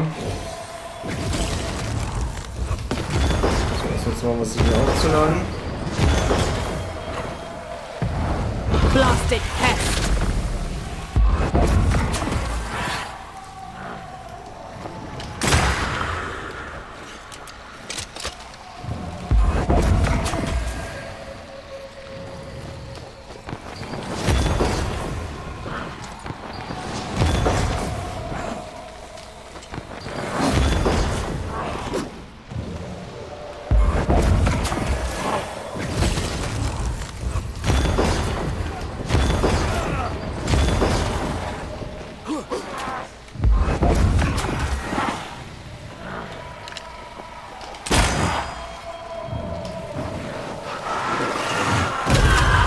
Der hat gesessen. Sehr schön. Ah ja. Kommt ja noch einer raus, ich vergaß. There's a tough one. So, okay, sehr schön. Dann haben wir die Materialien eben zusammengefarmt. Sehr schön, sehr schön, sehr schön. Nice! So, okay. Okili, dokili. So, dann würde ich sagen... Wie kommt man denn da eigentlich hin? Unterirdischer Ort, ah, okay. So. Ja, komm. Ich lasse die Fragezeichen jetzt aus, ganz ehrlich. Vielleicht mache ich sie kurz vor Schluss noch, aber das mache ich dann, glaube ich, offscreen. Aber, ja. Das wäre jetzt halt wieder wahrscheinlich nochmal eine Viertelstunde, die ich jetzt zusätzlich rein investiere. Nur für diese 2 Fragezeichen. Und wenn es dann so ein scheiß Umgebungsliste ist, kann es auch sein, dass es eine Dreiviertelstunde wird. According to our map, the treasure can't be far. Treasure. Warte. Treasure kriegen wir noch, nehmen wir noch schnell mit. Okay, sie hat das hier gesagt. Das ist wirklich, meistens sagt sie das wirklich, wenn man so 3 Meter entfernt steht, gefühlt.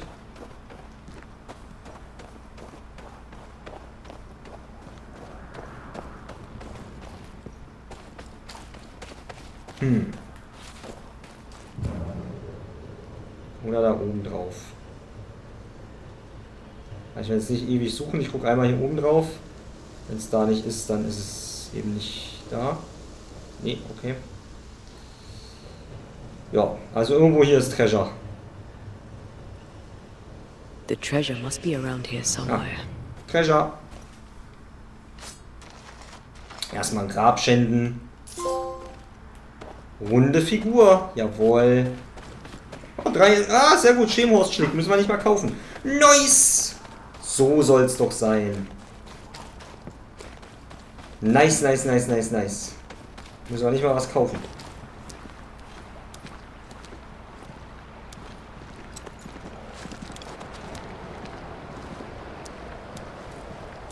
So, und dann kann mir auch wirklich jede neue Ausrüstung gestohlen werden. Ganz ehrlich, es kommen bestimmt auch noch coole Sachen. Aber ja, ich komme mit dem, was ich habe, klar. Ich buff jetzt einfach meine Werte auf Maximum. Das ist hier eigentlich auch ein Kampf, ne? Ja komm, den können wir schnell mitnehmen. Ich buff jetzt hier meine Werte auf Maximum und dann ist okay.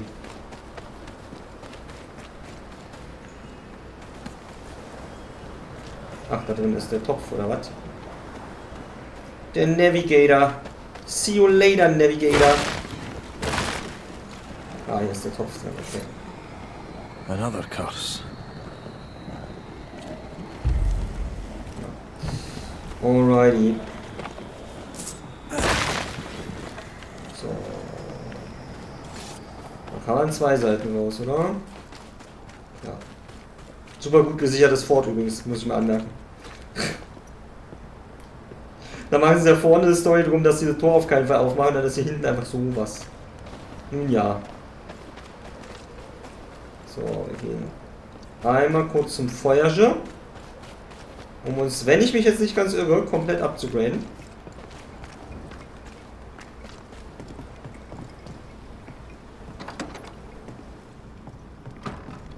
Wenn ich mich jetzt nicht ganz irre, müssten wir uns komplett upgraden können. So, Bannring. Relikt. Brosche. Zack.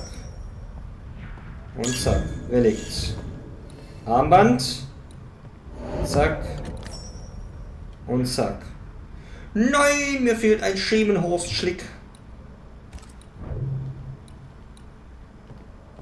Okay, aber zack. Nein, hier brauchte ich auch noch eins. Nein. Okay, ein Elite-Juwel und ein Schemenhorst-Schlick. Dann gucken wir jetzt kurz was. Mist, ich habe einmal zu oft Kreis gedrückt. Gehen wir einmal kurz zu Seeker.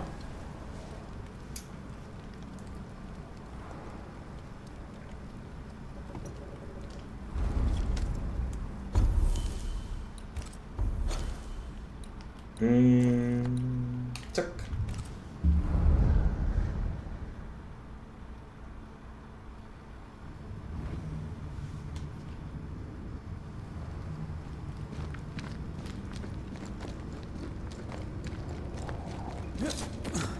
Is it just me or? I felt it too.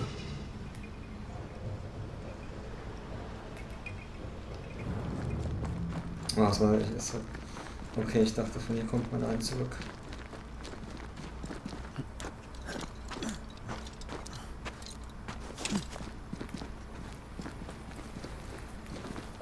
Da habe ich jetzt den denkbar kompliziertesten Weg genommen, aber egal.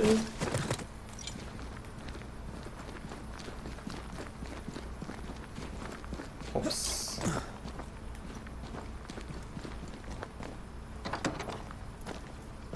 Oh, okay, die Illusion ist jetzt weg.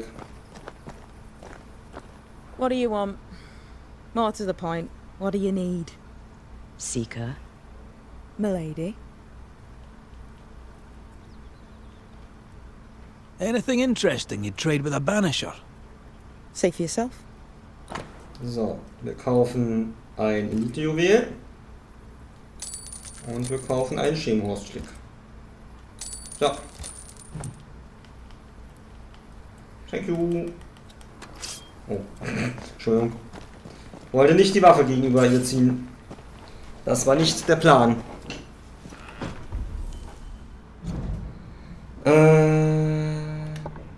So, wartet mal. Erstmal kann ich die Markierung hier wegmachen. Ich markiere mir stattdessen das einmal kurz. Es stört mich nämlich auf meiner Map.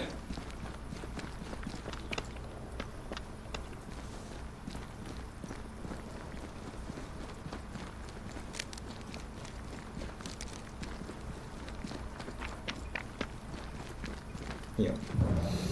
Okay, 2 Routes, wie es aussieht. Der eine führt nach da. Und der andere, wo treffen wir den denn? Ach, von hier. Okay, einmal Test. I take the heart, you take the roots. Trifft man das von hier? Nein.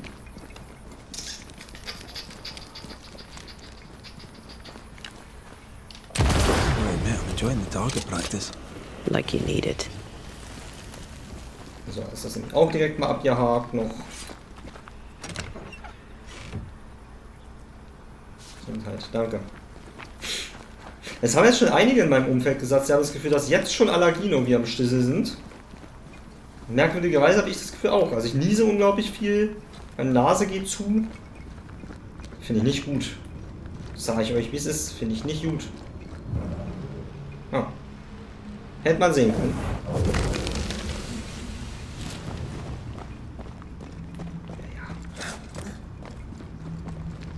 So, okay. Sehr schön. Dann sollten wir jetzt, glaube ich, die Upgrades komplett machen. Zack. Zack. Und zack. Ja, nice, einfach mal. Level 7 überall. Versuch's doch mal. Trophäe. Bam. Und wisst ihr, was cool ist daran, dass die höchste Stufe rot ist, weil wir sind Red. Bam. Ja, doch, ich habe sogar einen Spukermittlungspunkt. So, was haben wir hier noch? Abklingzeit von Spektralexplosion wird für jeden Spektralexplosion um 10% verringert. Ja, das ist eigentlich ganz geil. Je niedriger die Geisteranzahl, desto weniger Schaden erleidet er. Ja. Aber ich mache erstmal das hier. Zack. Ja, Skillpunkte können wir schon wieder nicht ausgeben. So. Dann reisen wir zurück nach Fort Jericho.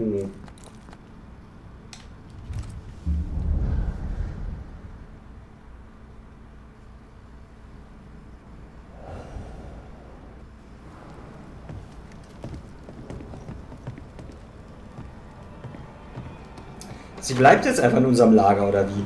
Weiß ich auch nicht, wie ich das finde, ehrlich gesagt. Kommt da einfach so eine fremde Frau daher und sagt, hey, hier bin ich nun. So, oh, er ist weg. War hier drin? Hier drin. Good to see you living, sir. Keep it short, I'm on duty. I don't usually bring it up, but I was a soldier too. Thought as much. Where'd you fight? Well, first I fought my way across half the Highlands. Later I'd fight wherever my paymaster sent me. Bavaria, Bohemia, Austria. What's your war story then? We all have one.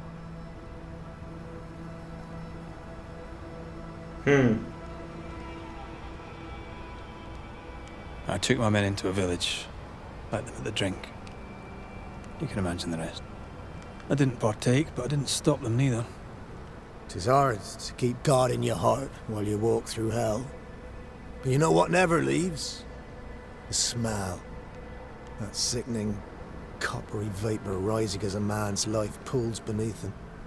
For all those brave young boys we send off in search of glory, that stink is their rude awakening. Easier to die with than live with, perhaps. Perhaps. Perhaps not. But come. Blood soaks away. Let's not dwell upon the past and men long gone. Wir müssen über Joshua sprechen. Schon wieder Joshua! You're not like this, but we must speak of Joshua. Leave it be. In the past, where it belongs.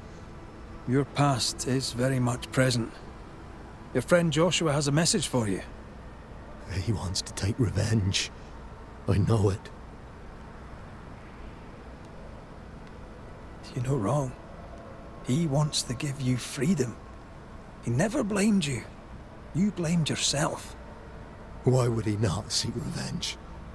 He's due it. He doesn't see it that way.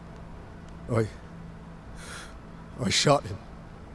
I was trying to save him and I shot him. Hold on. How did this Das habe ich mir happen? gedacht, weil die Fessel halt ein Revolver war. In the forest. Also eine Pistole. 2 Indian fellas bore down on Joshua. Dropped one, but the other had him cold. I was 20 yards away. I raised my musket, pulled the trigger. Bullet went straight through his skull.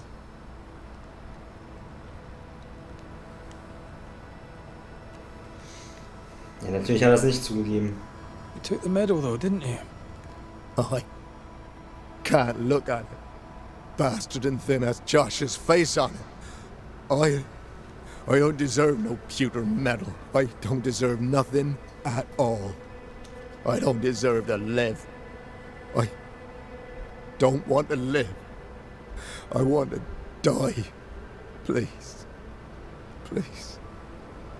Put me out of my misery. I am duty-bound to protect the living from the dead. Sometimes too from themselves. You can't see it now, but you can learn to live with this. Talk about it, accept it. You'll come to the point where it stops defining your life and you can set about living in the time you have left. No. You survived. Now you must live. Joshua? Is that you? It cannot be. I saw you dead. It is, old friend. I've tried for the longest time to speak to you, but your guilt took my voice. Das ist ein cooles You must Konzept. live in peace. I have done it right. I shot you. I was sure my aim was good, but it was not. I shot you. It was an accident, Andrew. You tried to save me. You failed, but you may make amends. Until you give yourself peace, I cannot have mine. Save me, Andrew, save me. Give yourself peace and save me. Joshua, you have spoken. Andrew, you've heard.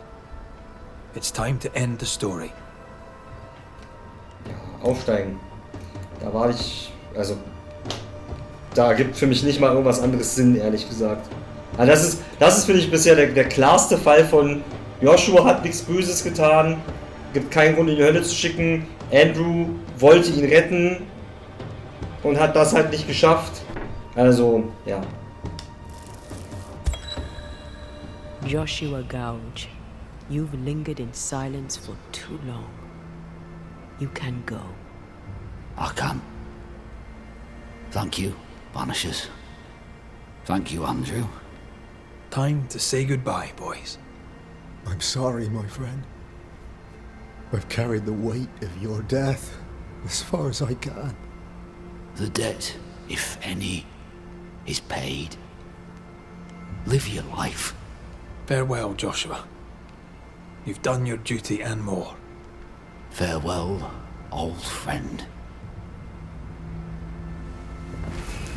You have been here.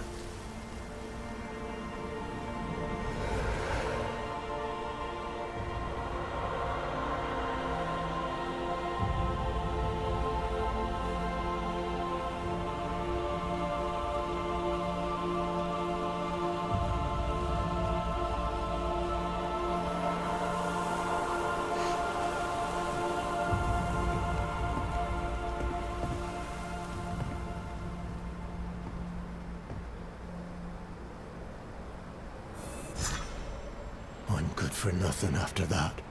Thanks for your help. I'll not forget it. Just leave me alone, Craig. Okay. I need some time. Aber auch das finde ich, also wie gesagt, auf Story-Ebene finde ich das alles sehr, sehr cool. Also auch da wieder, ne, es waren jetzt fast alle Geschichten so, dass es Twists gab, doppelte Böden, beide Seiten irgendwie schuldig waren, die eine mehr, die eine weniger und so. Und dass sie jetzt hier auch so eine Geschichte haben, wo man sagen kann, ey, oh, es war halt eine beschissene Situation und ein scheiß Unfall. So. Ja. Und dass man im Prinzip wirklich guten Gewissens sagen kann, ja, aufsteigen, das ist es, fertig aus, Mickey Maus. Finde ich auch cool. Dass nicht bei allem es so ist, ja, hier ist noch die böse Seite. Anyone? Ferdinando? Where could he be?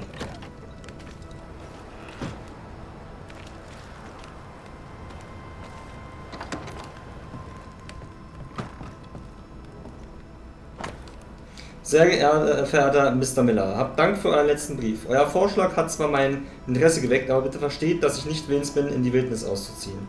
Doch Geschäft ist Geschäft. Handel ist Handel und wo es Hoffnung gibt, können auch Geschäfte gemacht werden. Ich werde eure Bestellung versteckt im Sumpf oder den Ruinen des Wachturms unweit von Verlassen fortdeponieren, wie ihr es vorgeschlagen habt, sobald ihr mir dies bestätigt habt. Ihr könnt das Geld dafür am selben Ort hinterlassen, wo ich es dann abholen werde. Bitte seht zu, dass ihr es gut verbergt. Es ist mir eine Freude, mit euch Geschäfte zu machen, mein werter Herr. Squires Sincere Paris. Clever, as long as no one finds the depot. We should check in on it. Okay, das machen wir nicht jetzt. Weil der Sumpf ist, glaube ich, eine ganze Strecke weg. Sondern wir gehen jetzt hier nach unten, denke ich, und können dann irgendwie hier hoch. Hoffe ich. Denke ich.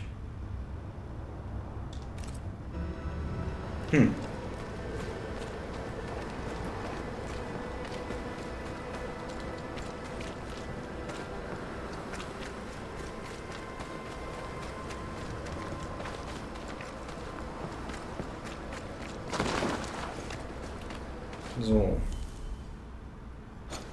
Also. Ja, war den Weg hier runter, ne? Wie es aussieht.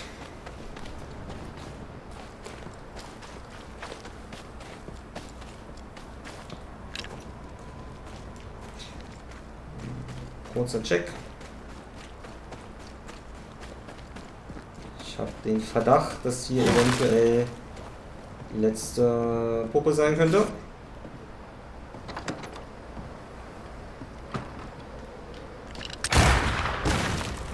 Sieht nicht so aus. Nun ja. Dann nicht.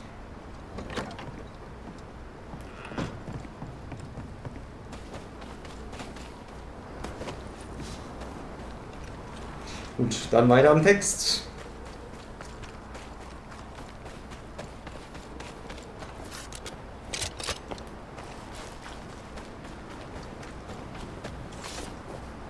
Wahrscheinlich. Das ist der Weg, den ich beim letzten Mal gegangen bin, oder?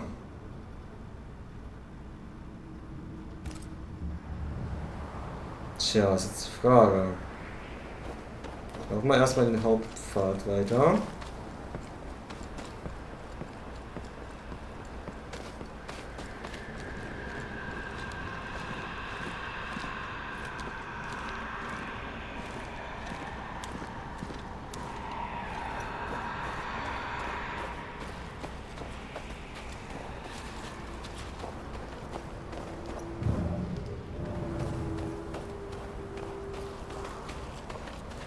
Da kommen wir nicht hoch.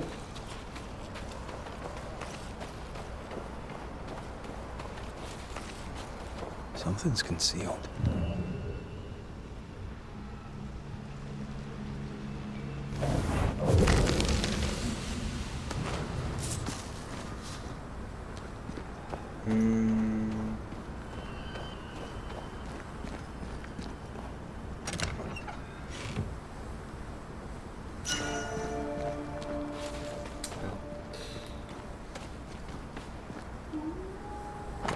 Gefahrgebiet nicht betreten, Jagen verboten.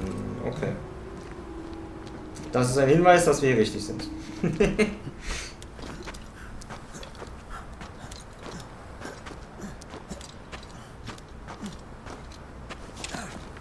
So. Alrighty. Ja, das sieht doch gut aus. Das sieht irgendwie wichtig und richtig aus.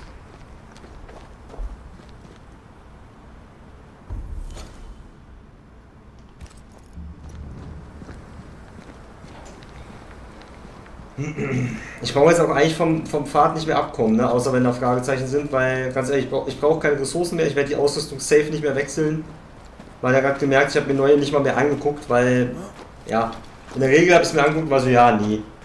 Dass ich eine bessere Waffe nochmal finde als 80% Bonus-Damage für schwere Angriffe, glaube ich auch nicht. Okay, das ist einfach nur ein anderer Weg hier hin.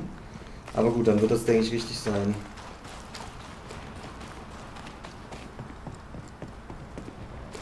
Dann müssen wir da drin einfach nur den Weg weiterfinden.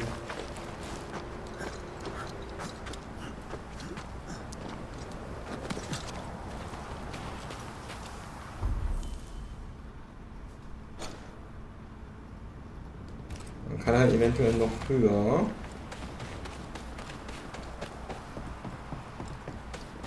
Let's check it out.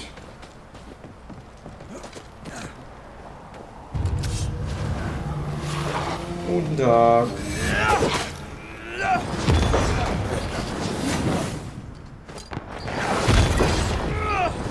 You're in its sights, Red.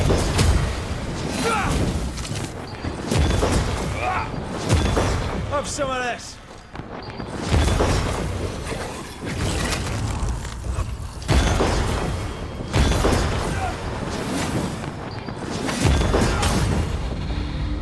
So.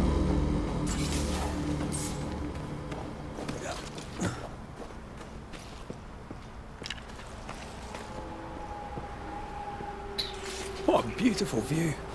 Every morning I wake to a better one. Ah, You trying to charm me, lady? I'll Schmeichlerin. warn you. It should definitely work.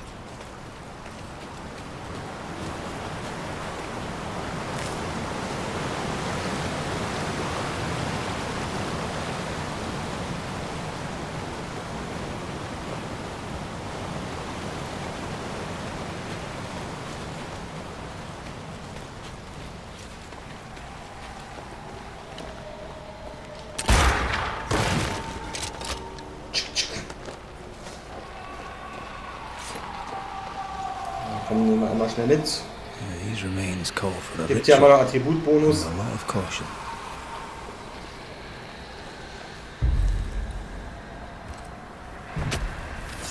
Spirit and flesh, I summon you.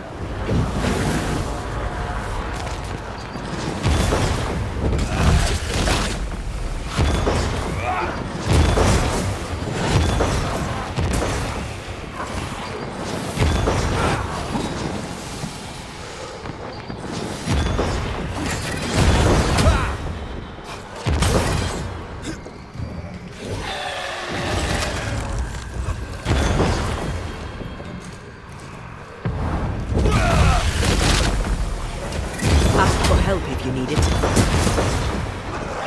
Watch out! Spectre possession.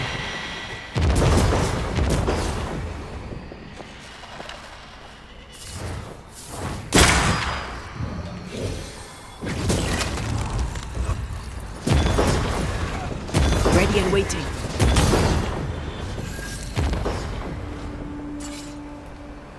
Jawohl. +1 auf alle Attribute.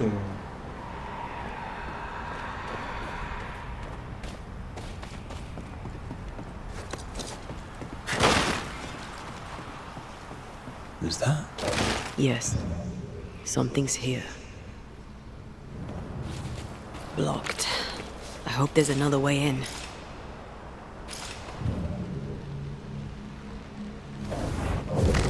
Sicherlich, sonst wird ja das Spiel nicht weitergehen, Antea. Denk doch mal nach.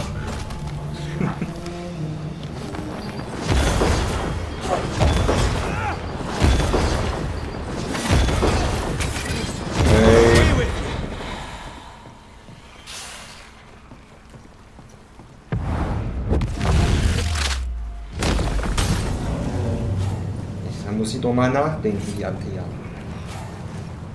Das Spiel würde doch sonst nicht weitergehen. Ah ja, da fällt mir gerade noch ein. Wir haben ja noch einen Geisterpunkt bekommen. Den setzen wir jetzt hier rein. So. Wieder alles gelevelt. Jawohl.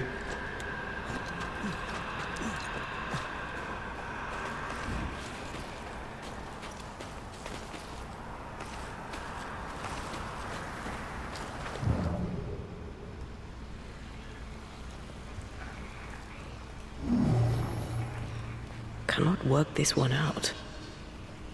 Okay. Hier sieht man aber beschissen, ey. Ja, moin. Gucken. Kann man die von hier sehen? Ja, wenn man sie nicht verfehlt. Aber den anderen nicht, oder?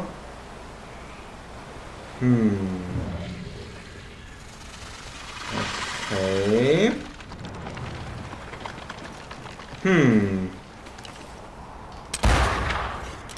Alter.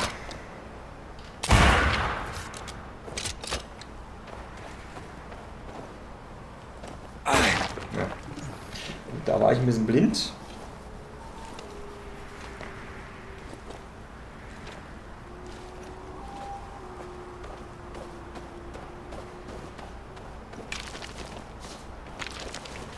Eigentlich bräuchte ich aber jetzt noch nicht mal einsammeln, fällt mir Something's gerade so nearby. auf. Where is it? So, okay. I'm ready to shoot the infested roots after you bruise the heart. So. Aber jetzt treffe ich ja, warte mal. Doch, müsste man schaffen.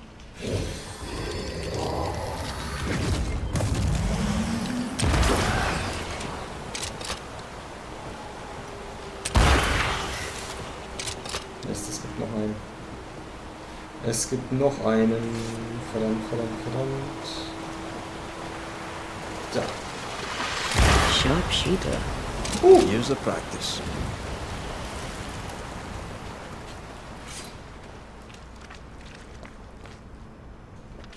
Banishers. I see you found your way. Sebastian, what are you doing here? Das ist wie eine Sucht in Videospielen. Wenn da was ist, was man andrücken kann, muss man es andrücken. Difficult though it be to walk these dark tunnels, I'll guide you as best I can. Thank you. When you're searching for the source of the wrath of the hordes of the dead, it's nice to bring a friend. I fear their anger justified. This place knows much tragedy. Pennington did a great and terrible thing. Your death must feel like an outrage. I am a soldier. I took the shilling. Death is part of the bargain. One dies so many may live. I served the sick and the dying. When my turn came, I was ready. But now, in the fort, there is no noble sacrifice. One dies, so all may also die. Tell us a little more about Helen. I'm not sure what more I can tell you. My wife is a strong woman. What you see is what you get. Every day I feel blessed to have a partner and best friend by my side. I had never expected her. When she came into my life, I came home to myself. Made me want to be a better man. Oh, I know the feeling. She gave me a handkerchief. I died clutching it. A symbol of our love. She was and is ever in my thoughts. She is my world. Now until the end. Was werden wir unten fortfinden? What shall we find down there? The rage of the Forsaken. They trusted him. He betrayed them. He abandoned them. I doubt they can be placated. We must press on. Stay close. Whenever you're ready. Let's go.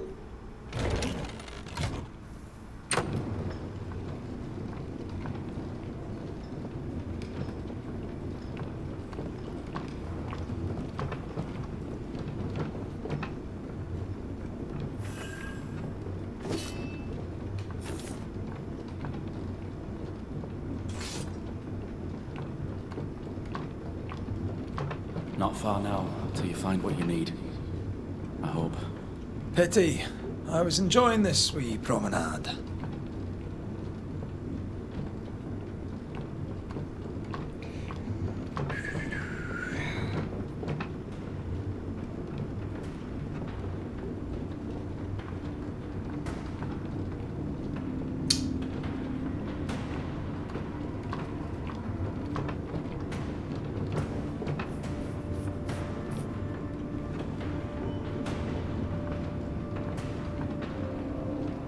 Okay, wir fahren tief.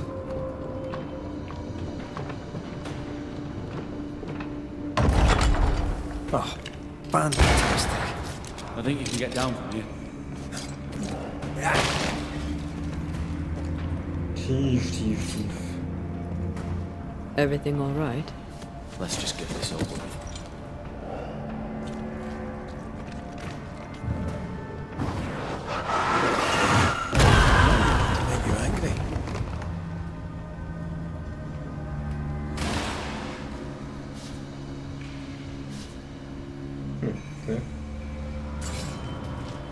Nur ein bisschen Material, was ich nicht mehr brauche. Wupp, wupp.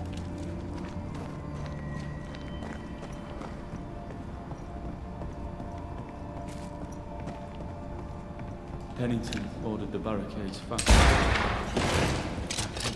to bid Helen farewell. That must have been hard. A soldier is called to sacrifice. Das ist wirklich wie so eine Sucht. Ich brauch's halt legit nicht mehr. Trotzdem sitze ich hier. Alles aufsammeln.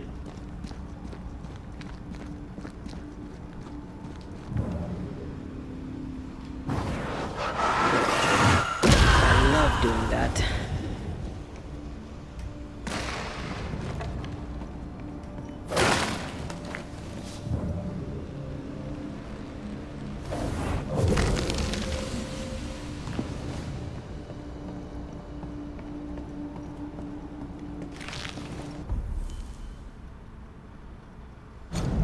Der Fluch von New Eden, der Verlust des Zeitgefühls. Ich habe Angst davor, meine vorherigen Seiten zu lesen und zu erkennen, dass ich monatelang nur zusammenhangloses Geschwafel aufs Papier gebracht habe. Ich wollte die Zeit im Auge behalten und notierte jeden Eintrag sorgfältig in einem separaten Notizbuch. Aber manchmal bin ich mir nicht mehr sicher, ob ich den vorherigen Tag markiert habe, da seit meinem letzten Eintrag zu viel Zeit vergangen war. In den letzten Wochen fand ich mich öfters am Ufer oder an einer Klippe der Mühle wieder, ohne eine Erinnerung daran, wie oder wann ich dorthin gekommen bin. Und wenn ich herumfrage, welcher Tag heute ist, kann mir niemand eine gute Antwort geben, zumindest nicht dieselbe. So ist also der Fluch, der unseren Verstand immer heimtückischer vergiftet. Dies ist wohl mein letzter Versuch, mich an das Geschehene zu erinnern. Nur die Arbeit zählt und hilft mir, jeden Tag zu überstehen. Ich darf das Arbeiten nicht vergessen. Morgen werde ich diese Seiten wegwerfen, wie ich es vor langer Zeit versprochen habe. Ich darf nicht vergessen, auf den Hügel zu steigen, wo der Wind am stärksten ist. Lucy Barrow. Ah, okay. Oder Lucy B., aber es wird wohl Barrow sein, ziemlich sicher.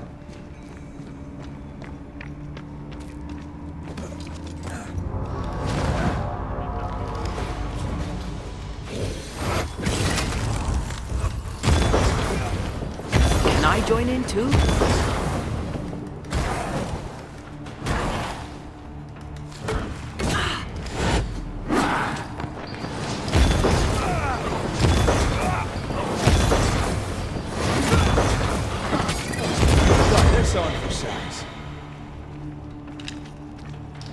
The spirits of these soldiers were angry.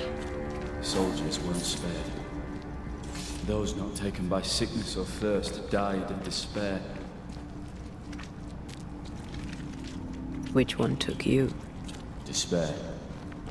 Most definitely. Okay. Das klingt ja nicht so schön.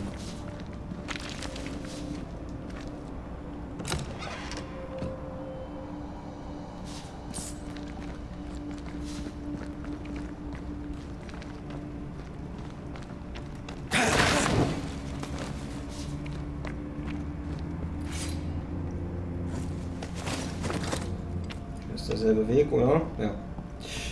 Gut.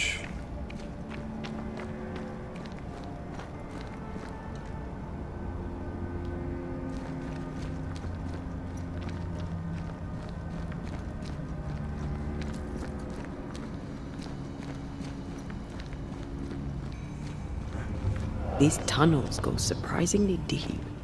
In its heyday, it was quite the operation. You see this lift? It goes all the way down.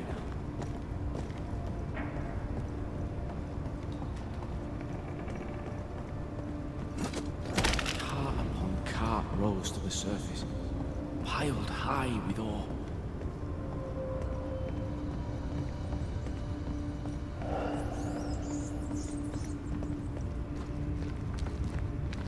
What's over here?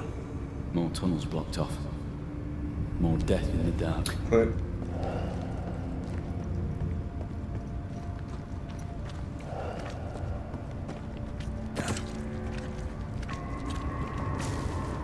Voices from the past, waiting to be heard. I told Gray the tunnels were hellish hot. But Wilson says he can't do much about it. Keep feeding the furnace, says he, if you want your meager pay. That sounds nasty. You alright? Wouldn't fancy working here with the furnaces running. The work men did here was meant to make New Eden rich. Muss ich es denn ziehen? Ach, um da hochzukommen. Okay.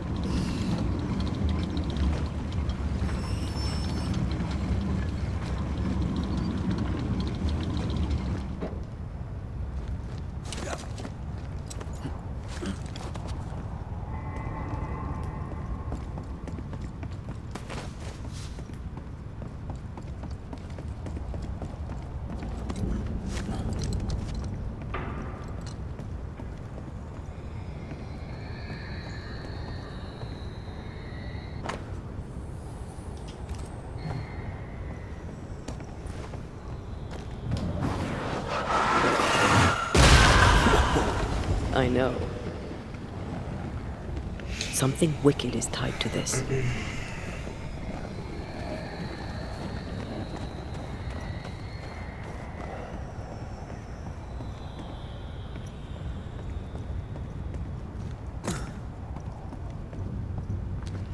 Okay, was haben wir hier noch? Did the miners abandon their work when sickness hit? They worked till they could work no more.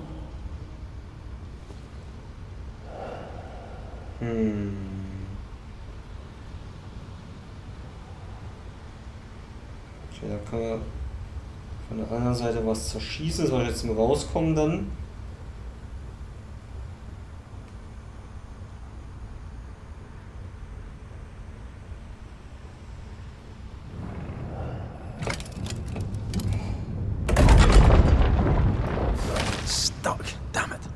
There's a strong spectral presence down there. A lot of us died down here.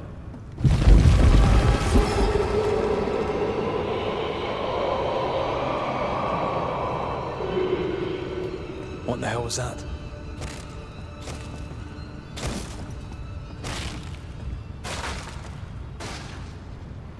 Uh-oh. They're coming.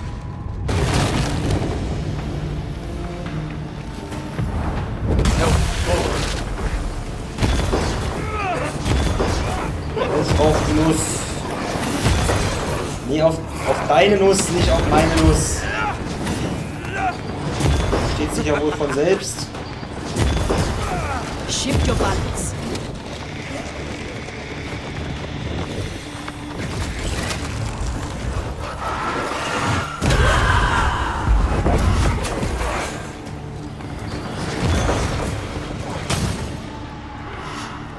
Eyes peeled.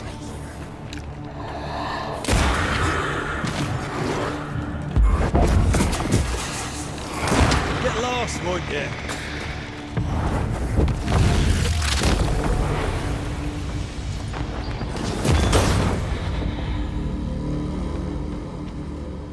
Nice of you to join us, Sebastian. Care to explain what the hell we just heard? I can't. What now? I say we push past the blockade. Follow me, please. Nur den. Freunde. So, ich mache gleich noch ein bisschen weiter. Ja, ich guck mal, ich will, wie gesagt, meinen Schlafrhythmus nicht allzu sehr zermöbeln. Aber ja, ich mache mal gleich noch ein bisschen weiter. Wir gucken mal, wie weit das hier noch geht. Und ja, ich gehe kurz auf Toilette, mache mir einen neuen Eistee und bin dann gleich wieder da. So, und da bin ich wieder. Ich hoffe, ich denke in ein paar Minuten auch dran, die Teebeutel da wieder rauszuholen. Und dann machen wir jetzt weiter. So.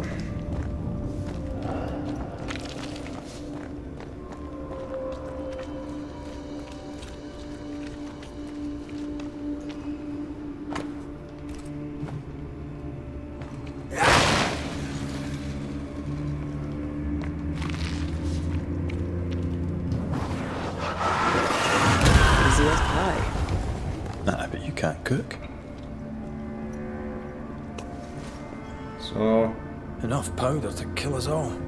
Enough powder to kill you, you mean? Aye. Enough powder to kill me too. Dann hauen wir mal lieber nicht drauf.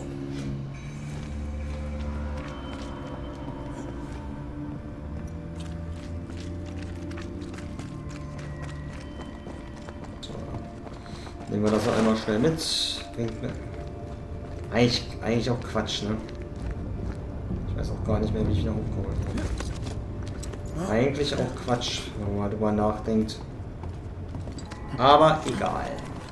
Wenn ich was vollständig habe, dann muss ich es auch abschließen. So sind die Regeln. Oh, ich habe erst 2. Nun. Hatte ich nicht schon 2 Berg... Okay. Hatte ich nicht schon 2 gefunden? Bin verwirrt. Nun gut, dann nicht. Dann nicht. What's this? A makeshift checkpoint. The halfway mark.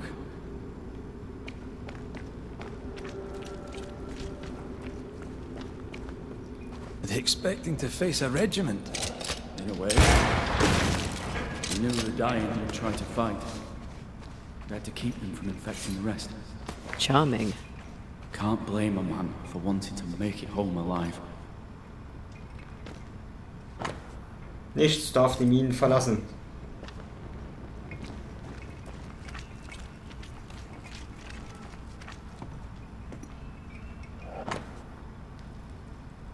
Befehle von Captain Pennington. Lieutenant Priest, ich bin schwer enttäuscht, Soldat. Die Menschen hier draußen erwarten gute Nachrichten aus den Minen.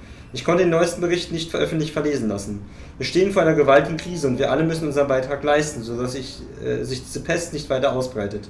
Und ihr müsst diejenigen überzeugen, die sich weigern. Das ist es, was einen Anführer ausmacht. Wenn ihr diesen Brief in den Händen haltet, werden die Eingänge zur Mine bereits versiegelt sein. Niemand darf die Quarantäne durchbrechen und ihr müsst dafür sorgen, mein Junge. Mein Junge? Erinnert euch an eure Ausbildung. Wenn das alles vorbei ist, freue ich mich darauf, euch und alle, die ihr gerettet habt, hier wieder willkommen zu heißen und euch für eure Tapferkeit auszeichnen zu lassen. Ihr seid unsere letzte Verhandlungslinie, Sebastian Priest. Sie waren verheiratet, nicht nur... Ah, okay. Seid tapfer, seid stark, bleibt standhaft. Okay. Why would Pennington cut off the food? He decided we weren't worth saving. Damn him to hell for it. Reason enough for a spectre to rage. Press on. The living quarters are ahead, if you insist.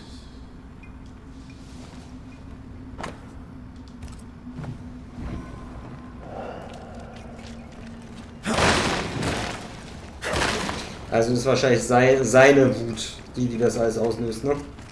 Oh, shelter with a damp and itchy straw bed. Just how I like it.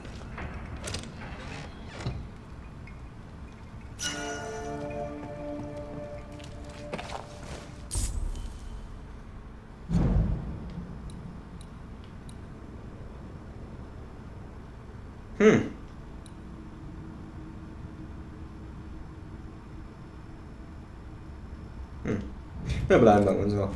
Passt schon.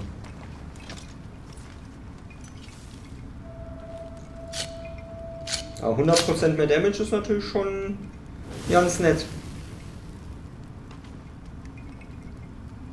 Und vor allem auch diesmal nicht irgendwie mit so einem Aber, also nicht Körpertreffer machen 100% Schaden mehr, aber Schwachpunkttreffer dafür weniger oder so, sondern einfach macht mehr Damage.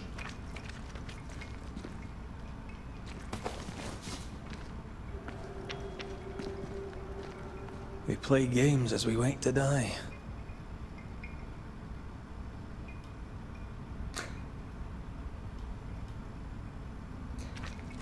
Der hittet irgendwie der Satz, wenn man ein Videospiel spielt, derweil, ne? True, irgendwie true. Ich spiele Spiele, während ich darauf warte zu sterben. Also jetzt nicht aktiv, jetzt nicht so in diesem darken Sinne, von wegen, oh, ich warte eh nur darauf zu sterben, aber ja, letztendlich läuft es ja darauf irgendwann hinaus.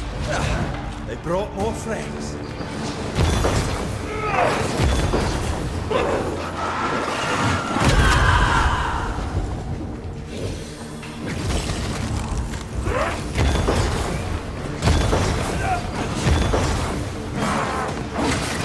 Look to me.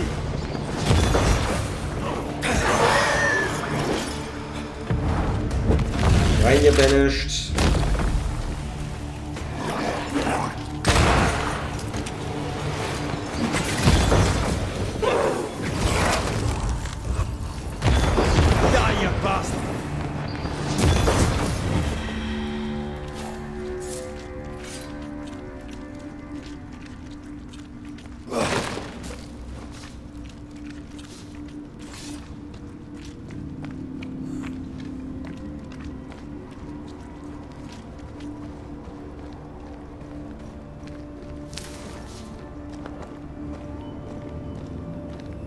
This miner was shot.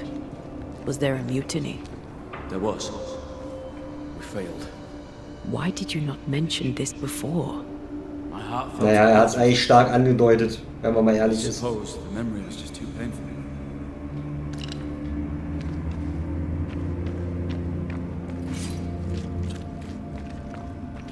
Also er hat ja gesagt, ihr habt ja nicht erwartet, dass die Eingesperrten hier kampflos aufgeben.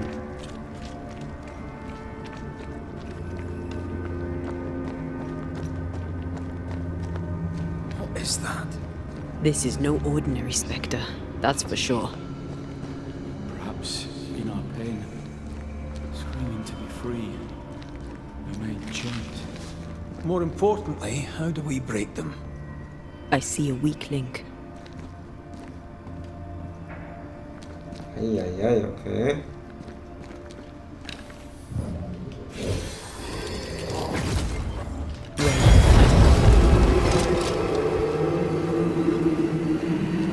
Whatever's down here, they're not like that.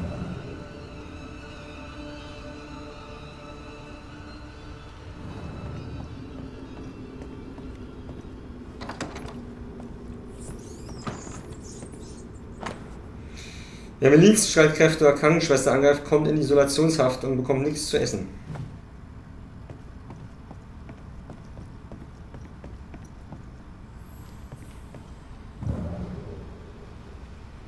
Ha, okay. Ich hätte jetzt gedacht, dass hier mehr drin ist, ehrlich gesagt. Okay, sehen wir noch irgendwo ein Weak Link.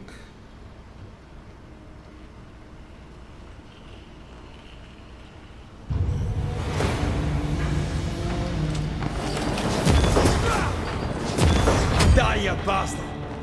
No. Stop that spectre before it possesses the corpse.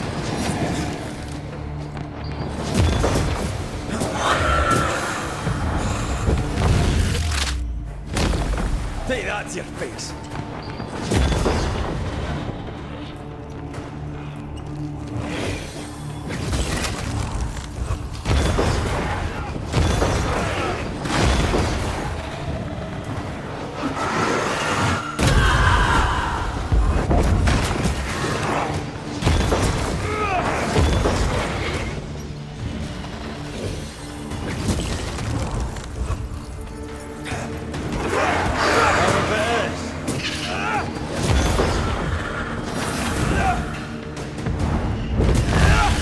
Banished.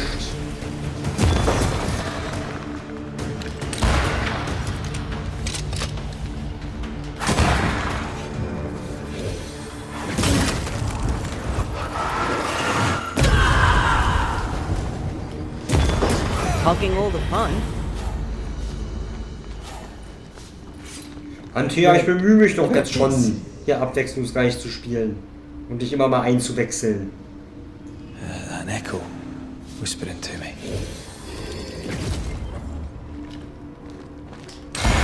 Red.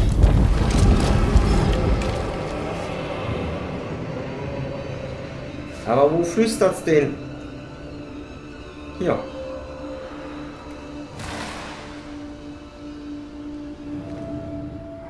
They told us to stay put for a few days, and we listened. When days turned to weeks, we made do. Now food's running low, and they've bolted the doors. We must act now, before it's too late.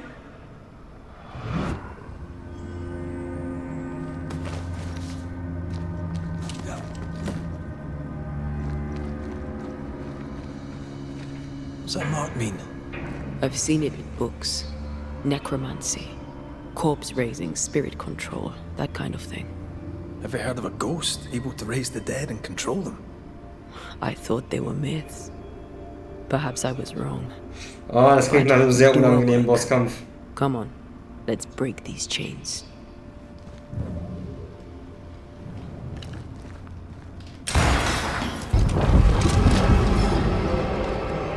Das klingt nach einem sehr unangenehmen Bosskampf. I don't like.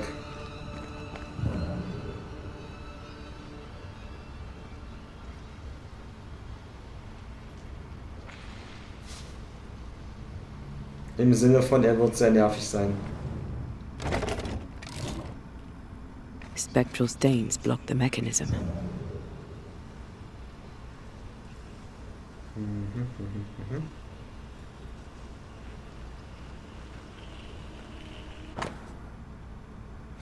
Der Leichnam muss schnellstens in ein Tuch eingewickelt werden, sodass keine Haut mehr sichtbar ist. Mund und Nase müssen bedeckt werden, um keine giftigen Gase einzuatmen.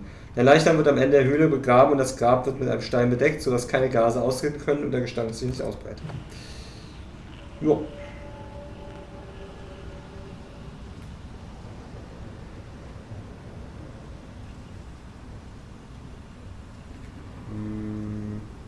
Okay, wir müssen den Kart hier hinschieben und dann können wir ihn drehen. Got it. Warte.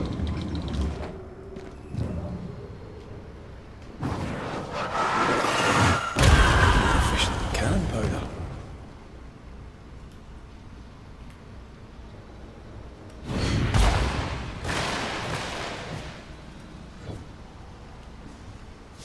Nur Loot? Na gut. Nur Loot? Na gut, sage ich da. Okay, also.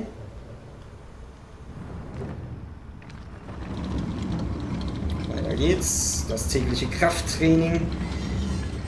So, wir schieben es bis nach hier. Dann drehen wir das.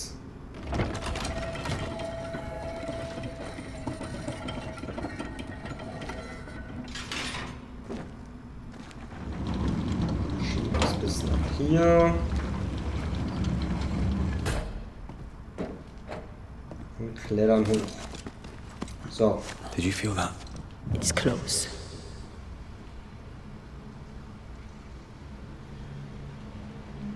Jetzt können wir das hier wegmachen.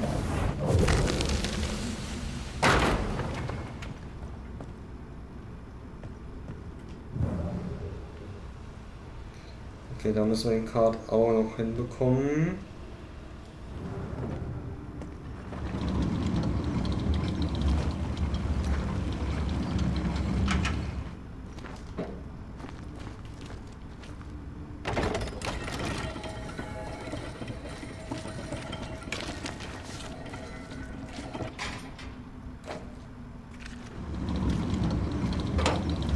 Warte, kurz was checken. Okay. Dreht man immer beide oder nur einen?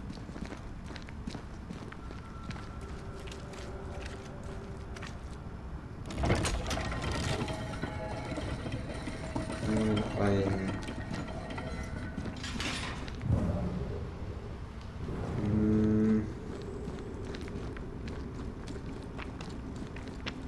Das führt nur bis hier.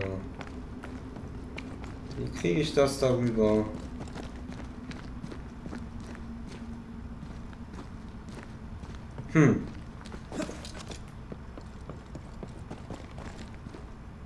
Okay, machen wir erstmal das, was ich jetzt gerade aus dem On the Fly lösen kann.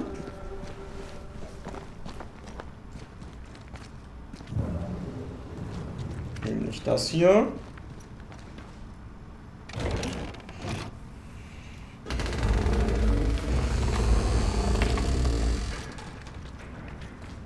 Aha.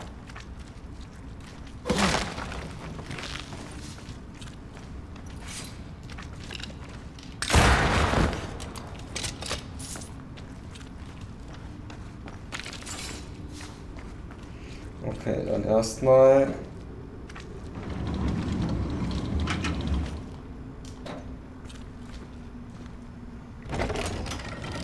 in die Richtung.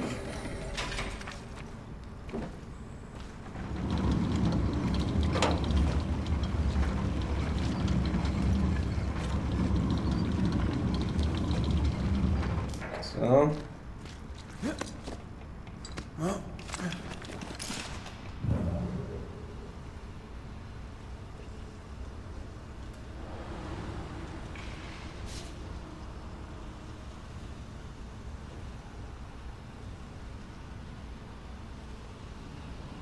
Okay, das war offenbar nur dafür.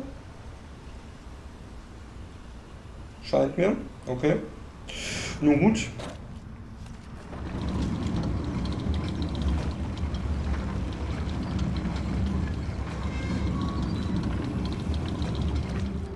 So, ich lasse hier schon mal drehen und bringe derweil kurz meinen Teebeutel in den Müll.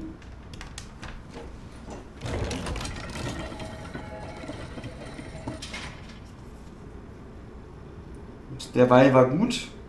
Das dreht ja nur ein paar Sekunden.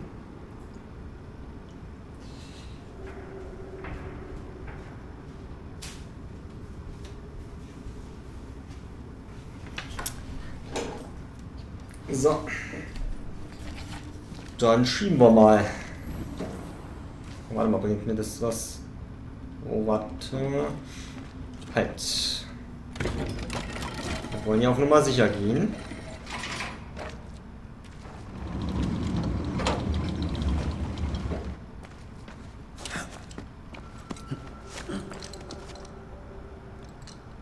Nicht, dass wir am Ende wegen irgendeinem Mist dann nochmal komplett zurück müssen. Okay, geht's glaube ich wirklich richtig lang.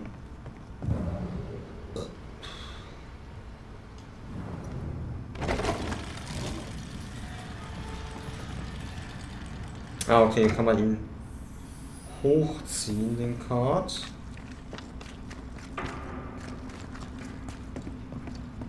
Und dann kann man hier irgendwas machen.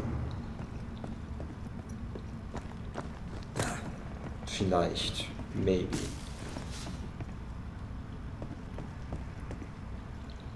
Ach so, kann man den da reinklemmen? Kann das sein? Dass man dann irgendwie hier so rüberklemmen kann. Okay. So, dann fahren wir das erstmal wieder runter, weil es war die Ausgangslage. Was haben wir hier auf der Seite? Loot. Und ein Rückweg.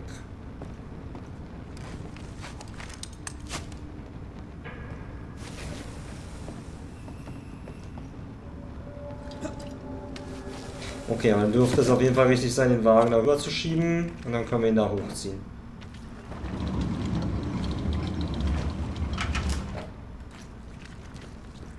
Ja, und dann mal gucken, was wir dann machen.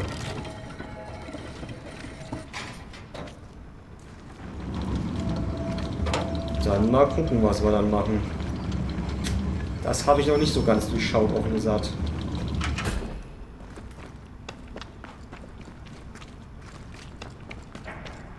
Ich glaube fast, das dauert länger, als den anderen Weg zu gehen. Könnte die sinnloseste Abkürzung sein, die wir hatten. So.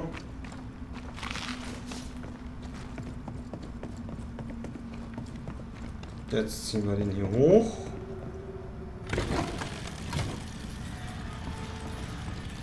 Auch wenn das Seil fehlt, was es hochzieht, aber egal. So. So, jetzt können wir den halt darüber schieben, aber was dann? Was dann?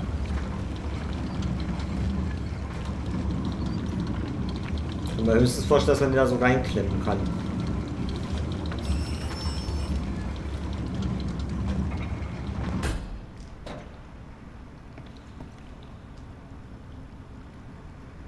Okay.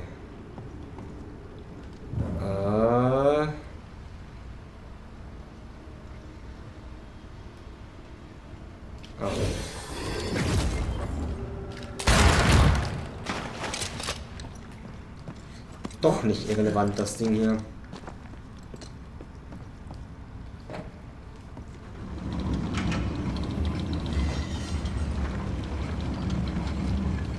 Traces of a ghost's memory resonate here.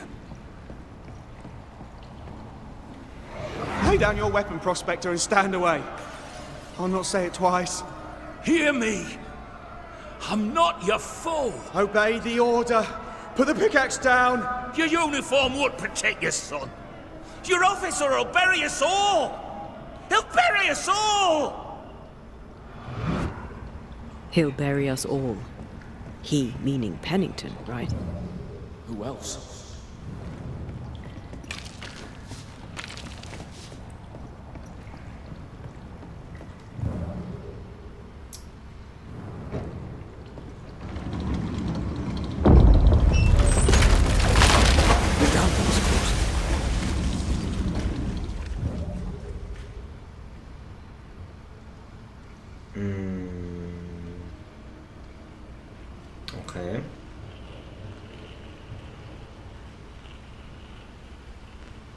Habe ich irgendwo den Link übersehen, den ich kaputt machen muss? Okay, wahrscheinlich nicht, da die Brücke eingestürzt ist. Das wäre sehr gemein, wenn sie mich jetzt locken würden.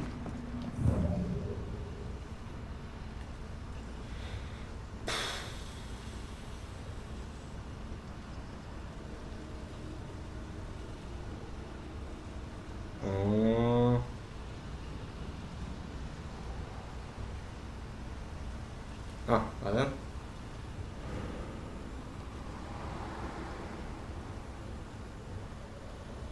Ja.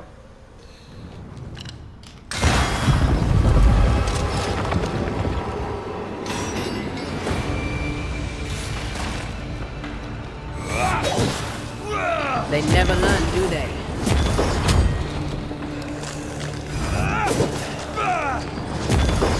Watch out! Spectre possession.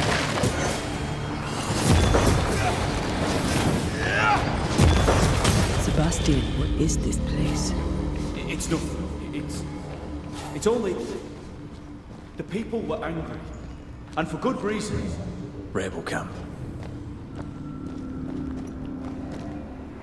They change the guard when they bring the food. The old ones scarper while the new ones are still busy with the victuals. While they have their hands full, we take them.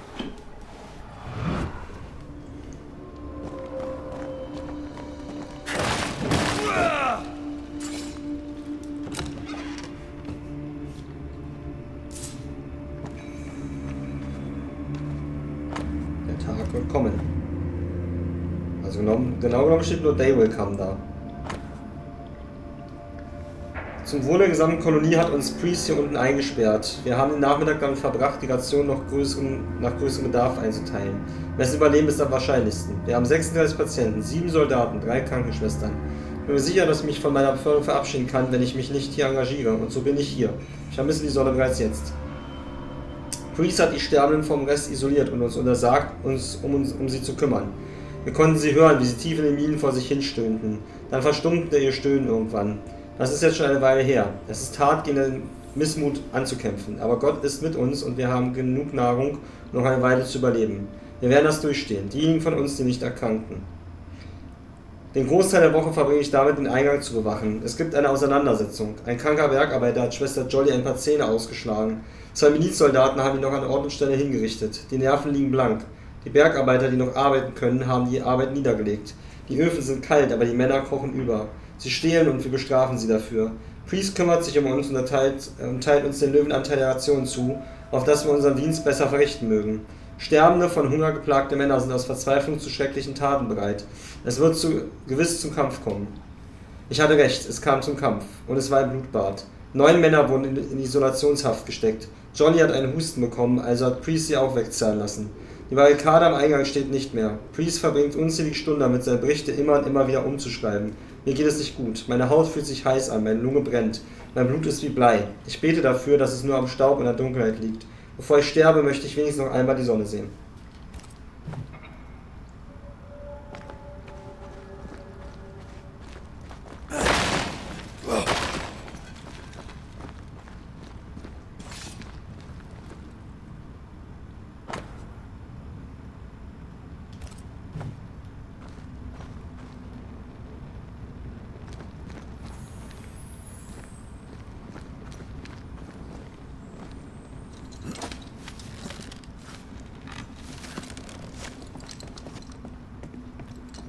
Okay, das heißt, vielleicht war es also entweder hatte Paddington gar nichts damit zu tun und es war alles Priests Entscheidung, also Sebastians Entscheidung,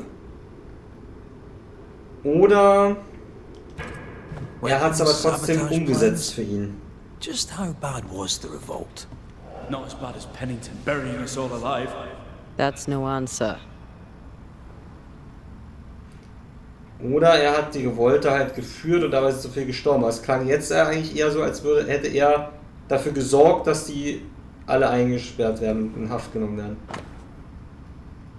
Oder waren sie schon eingesperrt und er hat quasi nur noch hier unten alles organisiert und damit viele Tote verursacht. So. Lieutenant Priest gestohlener Bericht. Captain Pennington, Sir, die Katastrophe wird nicht mehr lange auf sich warten lassen. Gemäß eures Rats habe ich die striktesten Maßnahmen zur Eindämmung der Krankheit ergriffen. Die Mühe war umsonst, Sir. Ich bin mittlerweile davon überzeugt, dass diese Seuche keinen natürlichen Ursprung hat. Obwohl die Kranken vollständig isoliert wurden, kommt es immer wieder zu neuen Fällen.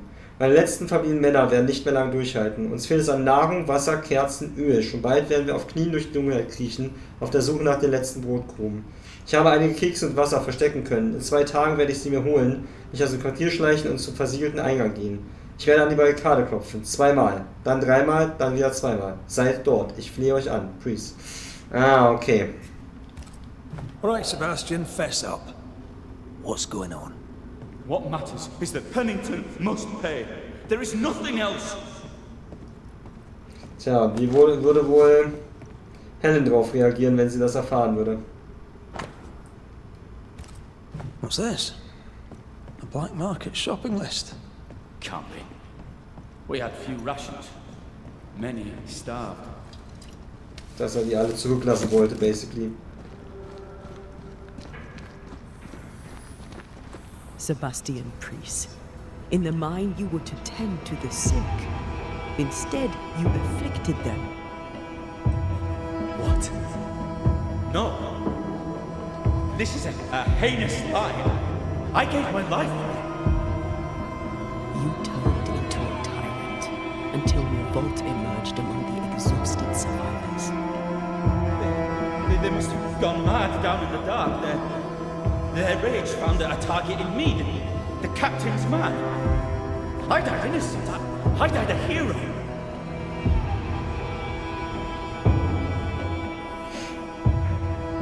You lied to yourself, to your men, to us.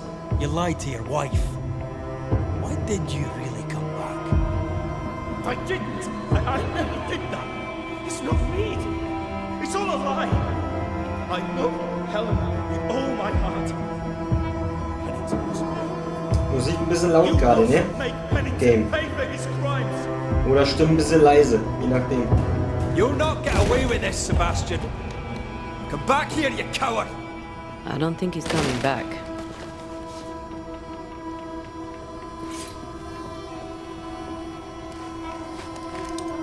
Ja, und wahrscheinlich weil er zurück ist, bricht jetzt die Wut aus dem Minen wieder so los, ne?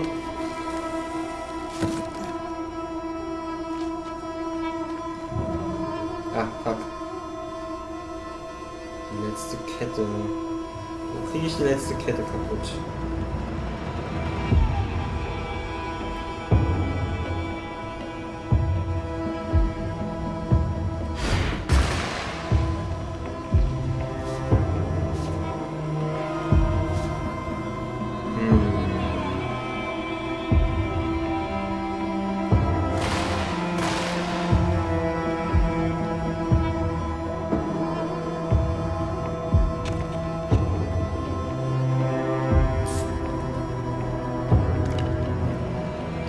Das? Yeah, still impressive.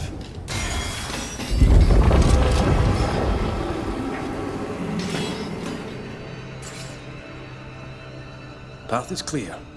We go deeper.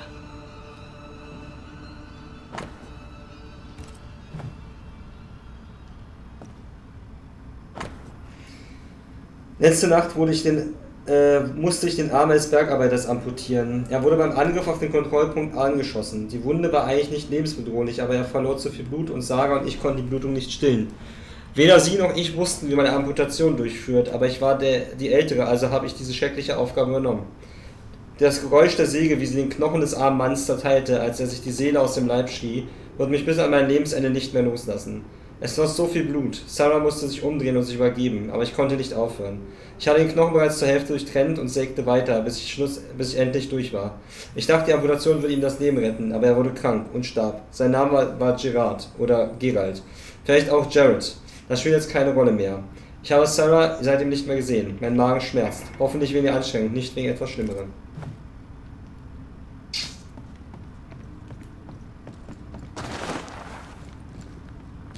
Tja, bitter, bitter.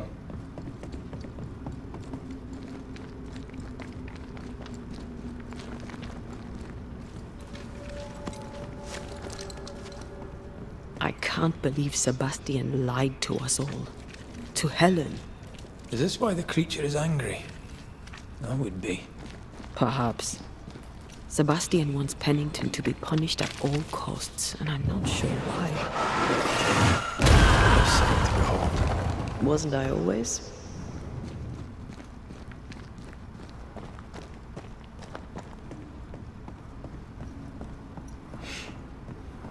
Christ, where are we now?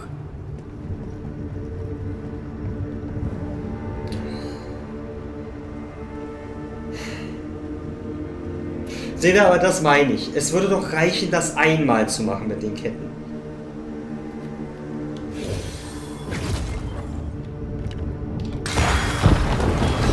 Das ist so... Ne, weil wir sind ja jetzt hier schon eine Stunde drin oder so.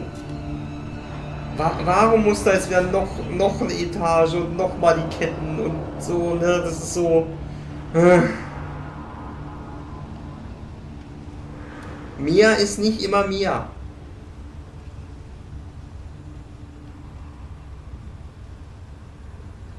Miners. Left to die in sickness and starvation. Helen was right. This was an atrocity. But she blamed the wrong man. Ich schreibe diese Worte für alle Lieder, die Sie lesen wollen, denn irgendwer muss berichten, was wirklich in Fort Jericho, New England im Jahre 1688 vorgefallen ist. Ich habe einen Wachposten hier an diesem Ort, der nun mein Gefängnis ist. Stift und Papier gestohlen, durch sie werde ich mich mitteilen. Mein Name ist Hazel Upchurch. Ich wurde in Scarborough, England, geboren. Meine Eltern besaßen einen Laden, ja, okay. Ich kam im Frühjahr 1687 in New Eden an und fand Arbeit als Näherin, Milchmädchen und Maid für eine edle Dame. Als ich Erfahrung bei der Behandlung von Kranken hatte, meldete ich mich im kommenden Winter freiwillig zu einer Expedition der Miliz nach Fort Jericho, um einer Epidemie Herr zu werden. Lieutenant Priest nahm mein Angebot dankend an. Die Krankheit betraf zuerst die Männer, die in den Minen unter dem Fort arbeiteten. Lieutenant Priest ließ sie auf Befehl von Captain Pennington dort einsperren und einem Vorwand, so die Ausbreitung der Krankheit einzudämmen. Und dann schloss er sich gemeinsam mit ihnen ein, angeblich um sich um sie zu kümmern. Nur kümmert er sich nicht um sie, ihn interessierte nur die Medaille, die ihn erwartete. Ich habe den wahren Sebastian Priest kennengelernt und er ist ein grausamer Mensch. Dieser tapfere Held hat Männer bei lebendigem Leib einmauern lassen. Nur wenige trauen sich, dieses unmenschliche Verbrechen auszusprechen. Sollte ich je hier rauskommen, werde ich ihn nicht damit durchkommen lassen. Ich werde meinen Mund nicht halten, auch wenn ich die erste und einzige sein werde. Mir ist kalt, ich habe Hunger. Ich denke, ich werde hier unten sterben. Vergessen vom Rest der Welt. Aber dies ist meine Stimme, niedergeschrieben, auf dass die Wahrheit eines Tages bekannt wird. Möge Sebastian Priest für seine Taten in der Hölle schmoren. Also sie hat ihre Meinung deutlich gemacht. Banishen.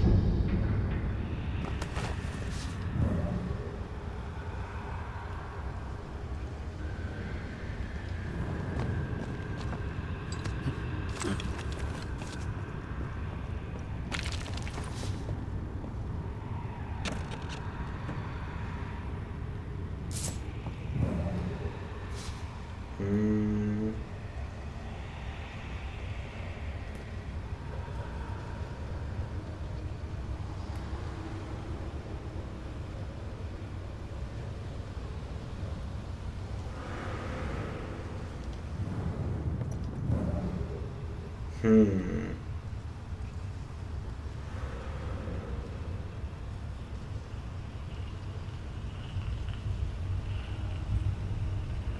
komme ich ja her.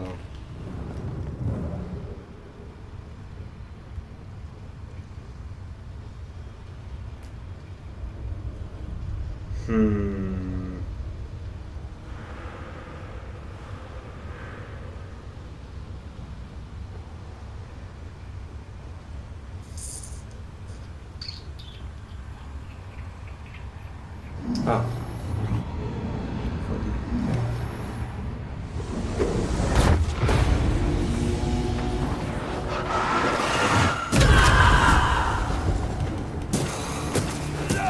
You're done.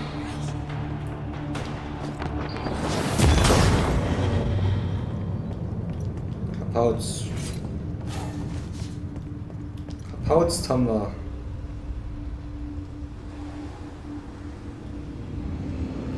Okay, könnte man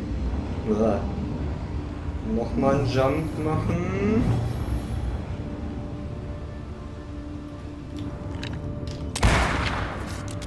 Genau. Das war fast schon beeindruckend, dass er genau durch die Lücke geschossen hat.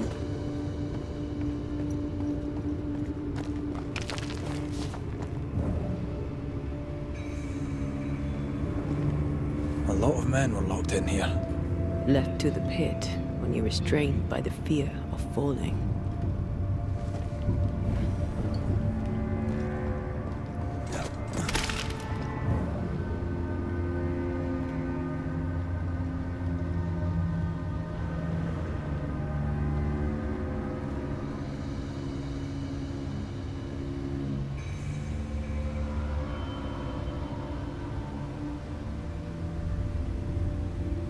Okay, da hinten ist der Link. Hab 100 Pro jetzt was verpasst da oben, aber ist egal. Ich will ja schnell mal gucken. Nicht, dass da jetzt irgendwas ist, was wir zerschießen müssen. Und ich das verpasst habe.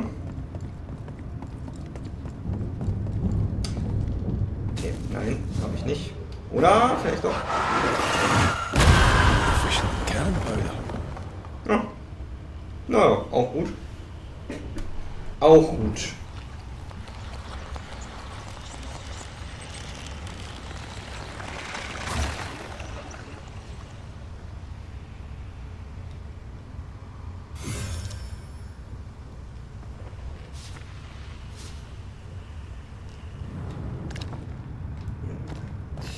Gut.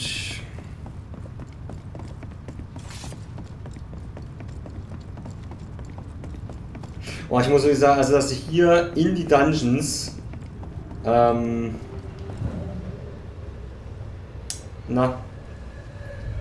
auch Fragezeichen reinpacken, finde ich fragwürdig. Weil durch die geht man ja wirklich teilweise ewig durch, hat dann auch keine Map. Wasn't I always? The sight of them makes me wonder if their resistance was even worth it in the end. Their bodies with nothing but silence for your answer. What do you think?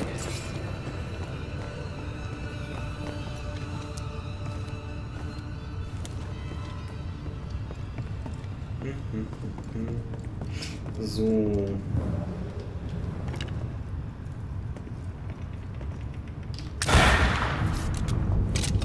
Da könnte man noch runter.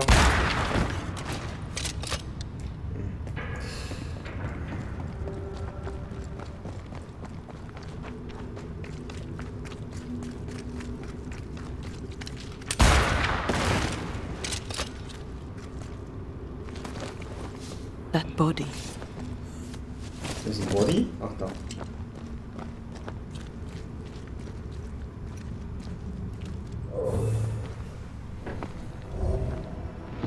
These must be Sebastian's remains.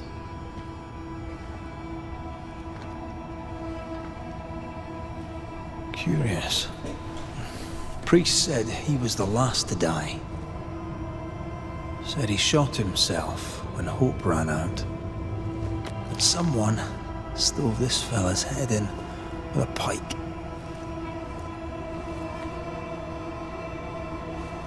This was no romantic suicide. This was bloody murder. Plus, there's no ghost tie. And look, the mark from before. No ghost tie. So why did he not pale and become a spectre like the rest? Sebastian told Helen a story. His prominent chest wound was part of it. But it's a fiction. He spun her a lie. I'm starting to doubt the lieutenant's ghost. I think it's an effigy of Sebastian sent to get close to Helen. Maybe even to Pennington. Not a spectre. Something more elaborate. But what? And why? Sebastian is a doll, stuffed with stolen memory, made by whatever lurks down here.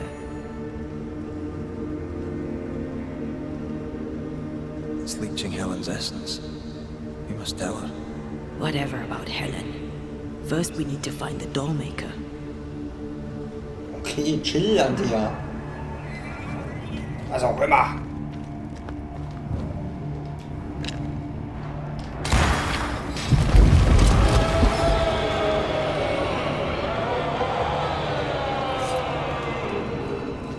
Also es ist quasi gar nicht der echte Sebastian im Besitz seiner geistigen Kräfte, sondern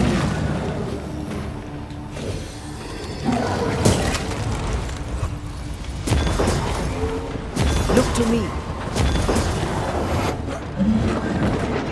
That spectre is looking for a body.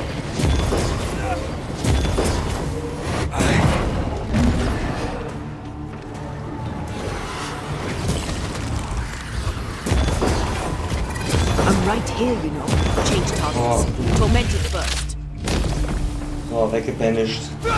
Nix da. Nix da, tormented first. My second team.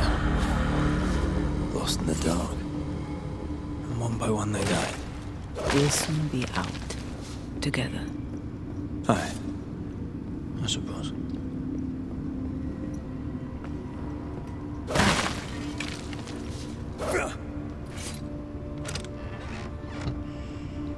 Aber irgendwie, mein Timing ist in letzter Zeit echt schlecht.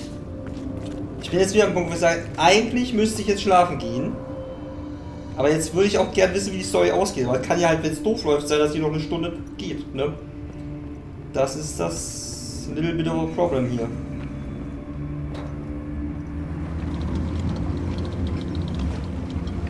Oh, ich glaube, hier kann ich nicht hochklettern, oder? Auch wenn es sau unlogisch ist. Okay, was haben wir? Ist hier irgendwo...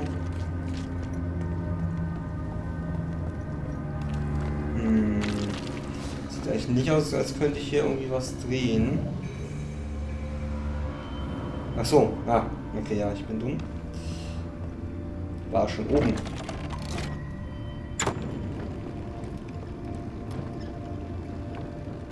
Boah. Geht's noch ein bisschen langsamer?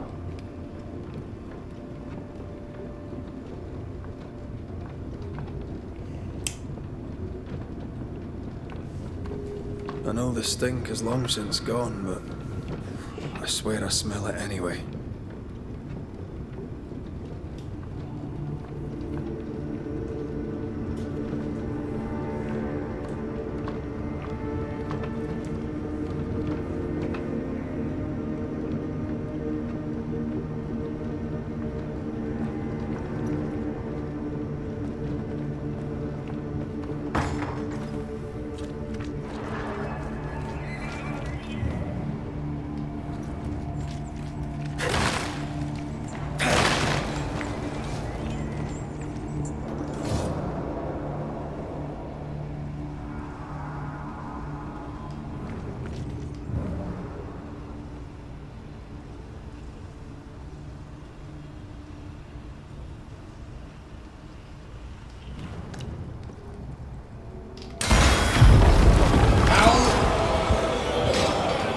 Kette auf den Kopf gefallen.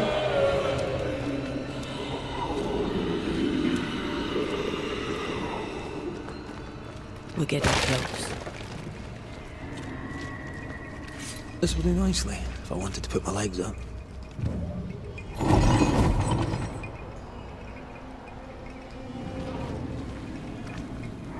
They left me here to rot. They'll not have me.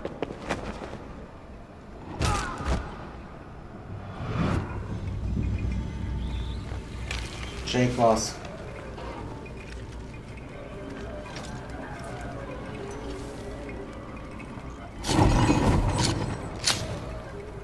Ja, guter Rastplatz, finde ich.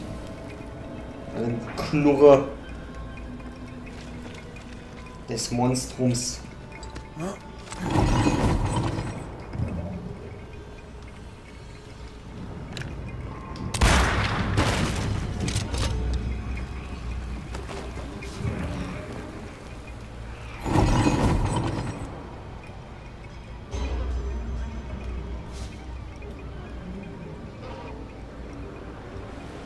Once I've bruised the heart, destroy the wisps within its roots.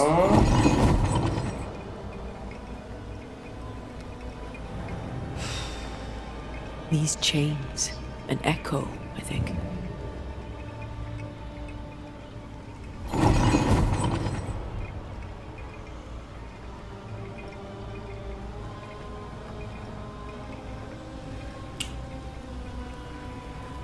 Ich sehe nicht mal, also ich sehe einen. Ich sehe einen von 3. Maybe da.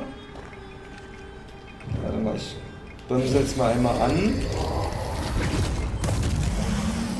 So, also, Mann, ich vergesse mal, dass man sich umschaltet. Einmal da. Ich muss ja erstmal rausfinden, wo die überhaupt sind.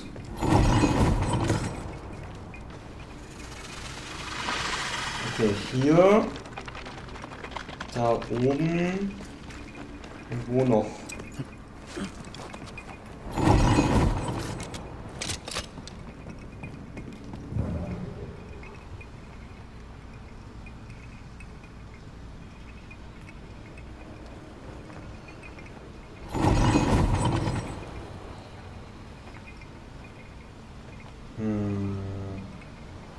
Okay, erstmal raus, wo der jetzt überhaupt ist.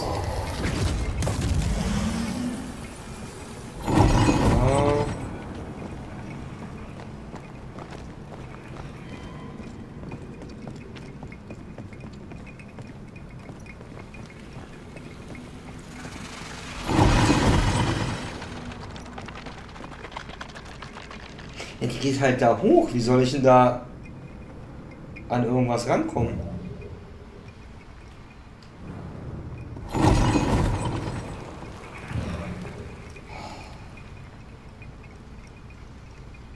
Once you've revealed the roots, I'll destroy them. Ah, da, okay. Okay.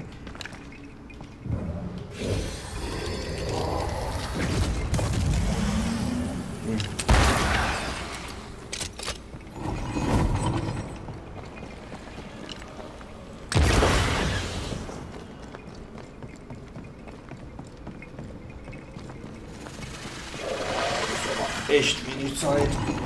Come on.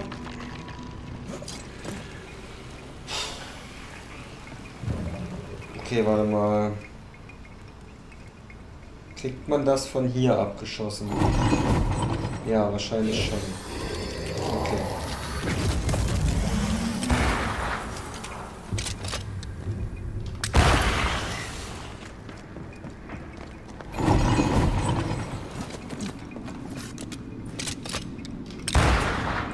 What?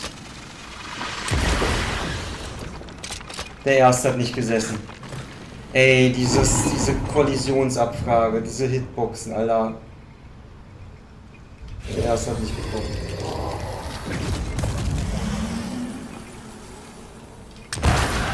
So.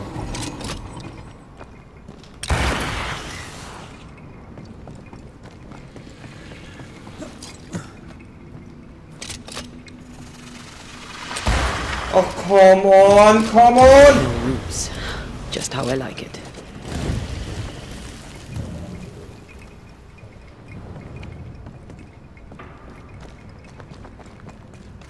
Ah, es ist halt wirklich so unnötig ausgewalzt. So. Ich finde auf der einen Seite cool, dass ihnen offenbar wirklich so ein Gefühl davon war, wichtig war, wie viel Strecke du zurücklegst und wie tief du runtergehst. Und das machen sie ja überall. Also auch mit den Leergerissen.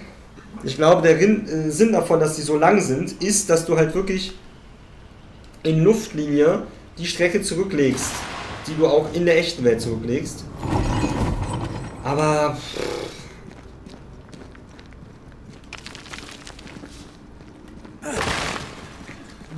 also gefühlt hätte ich hier jetzt schon seit einer halben Stunde beim Finale sein können, dieses Kapitels, und dann wäre gut gewesen.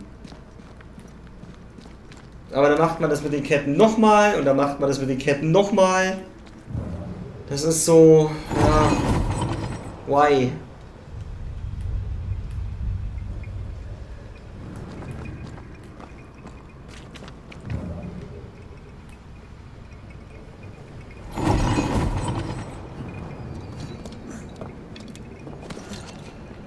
Aber wie gesagt, das Problem ist halt dem Game hier auf gar keinen Fall exklusiv.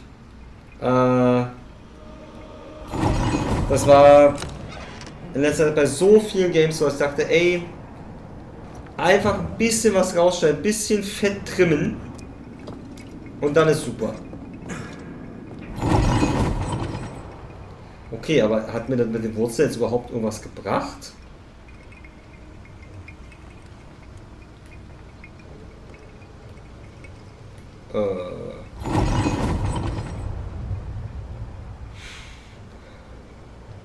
Nicht wirklich, ne?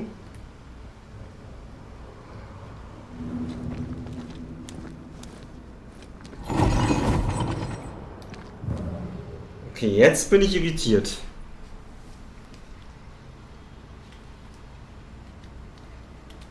Oder muss ich einfach nur bei den Ketten jetzt irgendwas machen, weil da steht das Echo in den Ketten aufdecken.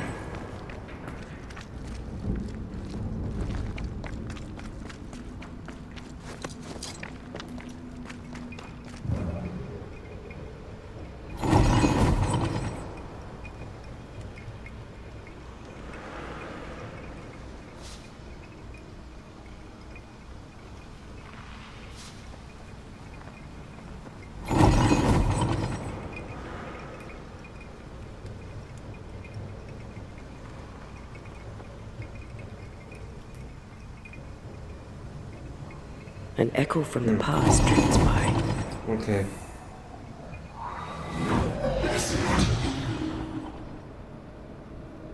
Will you finally speak to me?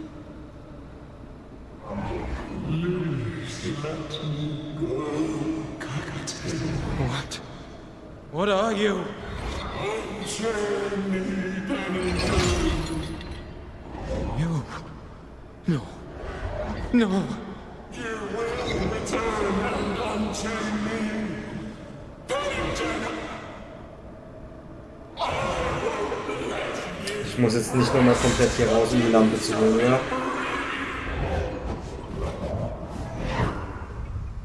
Whatever skulks down here, Pennington's presence gives it life.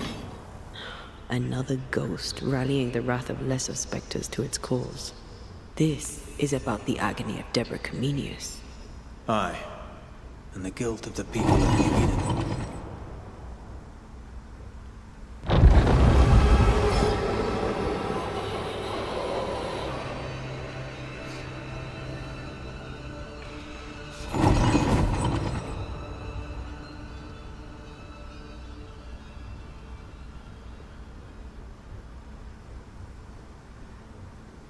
Okay. Ich glaube, hier sind wir.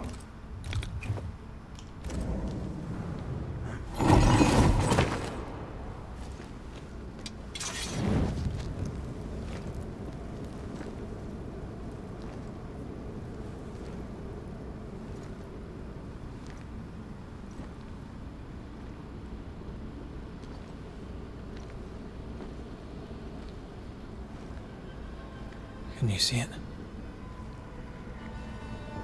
Not yet.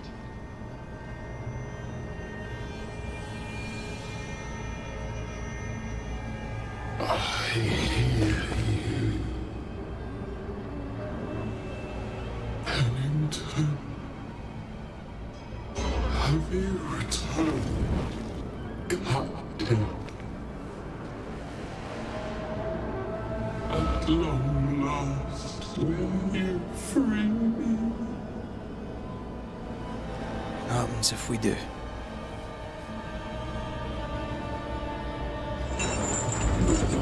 Crawl and climb and knock, and the captain will taste his own medicine. You're Deborah, right? Pennington had you arrested and clapped you in chains. A broken part, locked away, forgotten, down in the dark. Lift the heavy chains from her, free me! If we do, will you talk with us?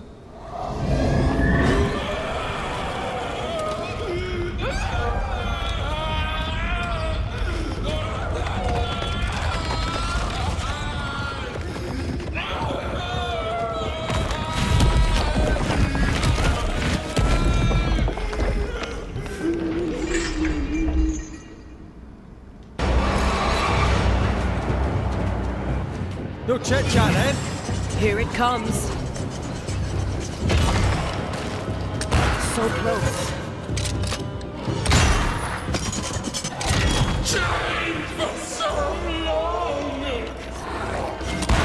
Get this next time. Ich verstehe nicht so ganz, was die Logik ist.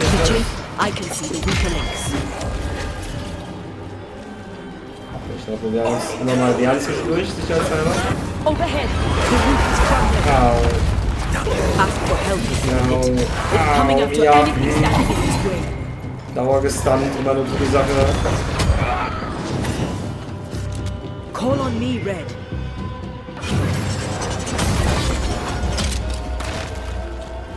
Her last strike weakened the chains. Au.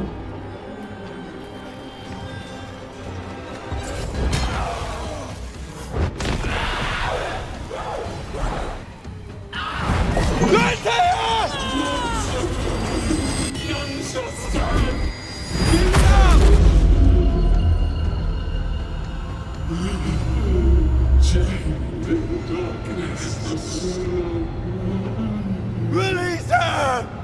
So long I feel alive. Okay. Where did you go? I'll free you once I've taken care of them.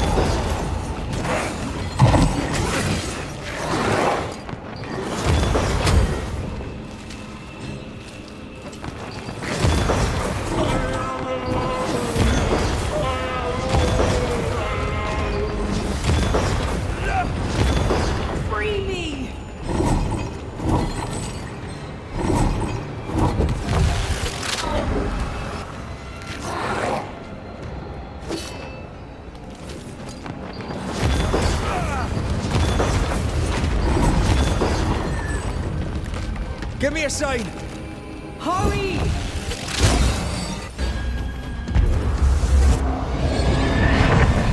Okay.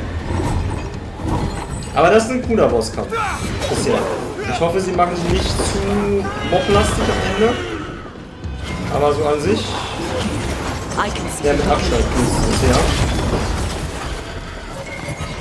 Definitiv. So.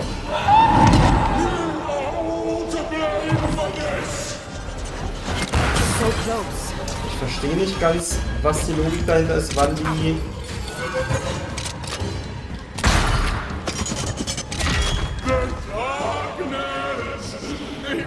Call on me, Red. So, da ist... Ja, da ist die links, so.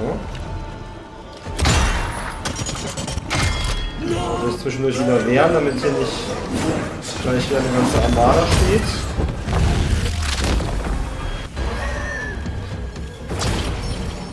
So.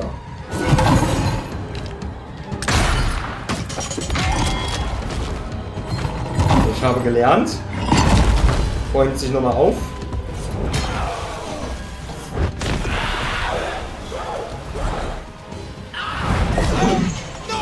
Antea, aber jetzt, das war jetzt auch ein bisschen dämlich, ne? Leute, mal ein bisschen mitdenken.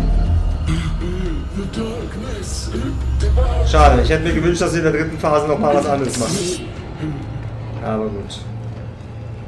Lead me to you. Come at me, beat you.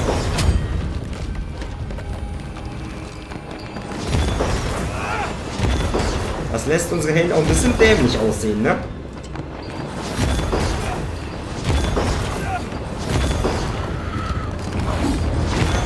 Ja, schade. Es wäre cool gewesen, dass ich jetzt nochmal für die dritte Phase was anderes ausgedacht hätte. Let me go right now. Ach, man sieht sogar, man sieht es, weil es nicht aus. Okay. Alles klar. Ja, genau. I need a sign. Damn chain. Okay, man sieht, es verändert sich dann. Das ist die... Oh, hier ist nichts hinter. Achso, nee, okay, man sieht es erst, wenn... Alles klar, man sieht es erst, wenn es ist. Hey!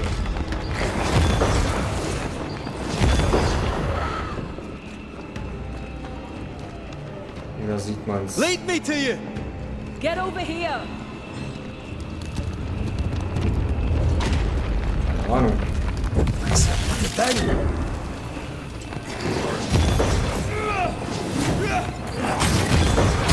Let me go right now!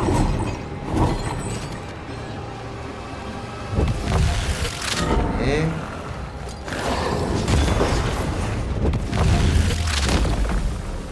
Antea? Antea! Wir arbeiten Come on, so. Red! Ah, doch, okay, man sieht's. Alles klar. Thank you. Man sieht's. Okay.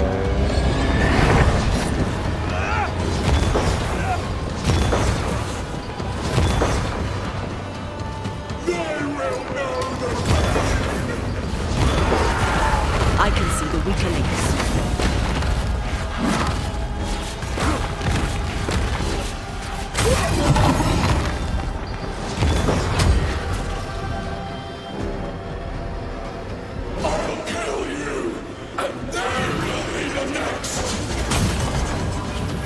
Na komm, manifestiere dich.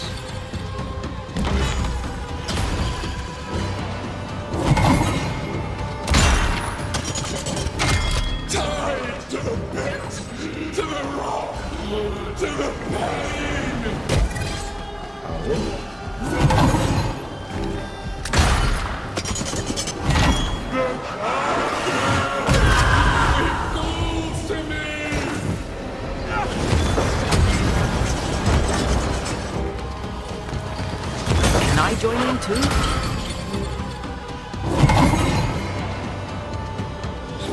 Das geht ja gleich im Kampf, kann man gleich klettern.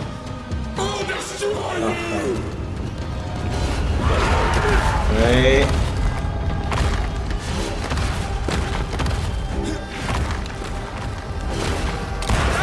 Timing. Ach so, okay. Call on me, Red.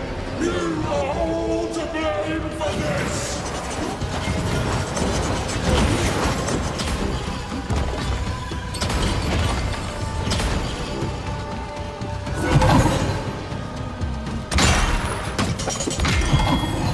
I can see the weaker links.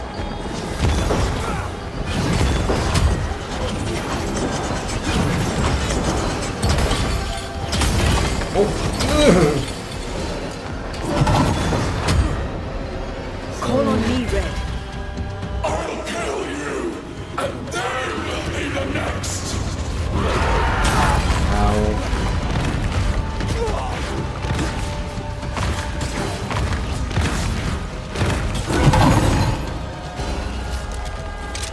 I can see shit. so close. Lift these chains from me! Ja, ich versuch's ja. Aber du bist nicht sonderlich kooperativ.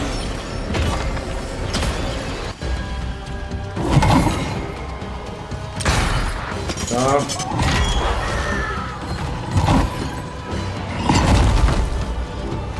Uff da. So, kaputte Marionette. Der war aber cool, der Kampf.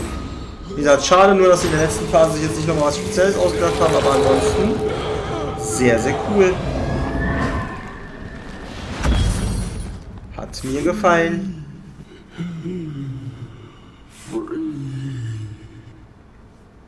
It's over. Go in peace. No peace, no pardon, naught but darkness and decay. No. All this must stop and you must stop it. Dark decay and the maddest words of the worst of men. Whose words? Pennington's? GGGG. Ne, 3G. GGG. So, Dankeschön. Good Game Grauton. Of men. GGG.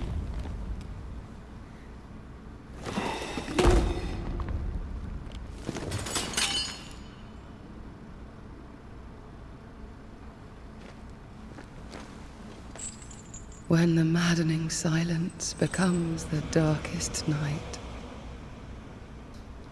the faintest voice is welcome as the dawn. Deborah.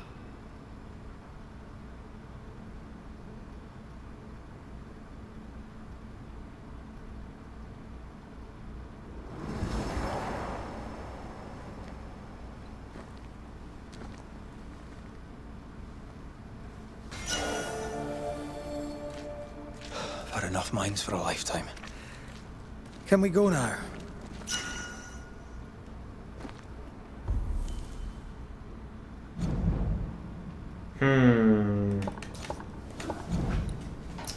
Ist der Nightmare doch nicht Deborah, aber ich denke eigentlich, oder?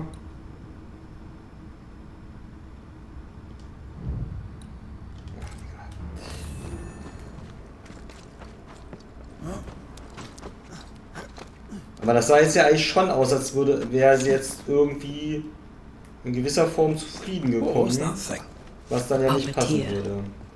Every dead thing we've met was controlled by its anguish. Sebastian especially. The miners were wronged, but Pennington's dereliction of Deborah is what caused all this. So what now?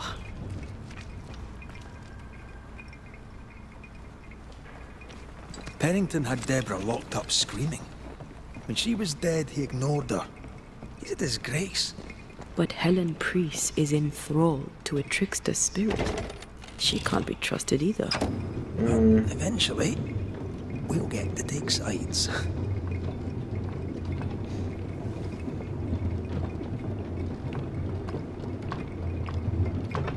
Aber ist denn jetzt Sebastian immer noch kontrolliert, wenn der Puppenspieler tot ist? Also, oder weg ist?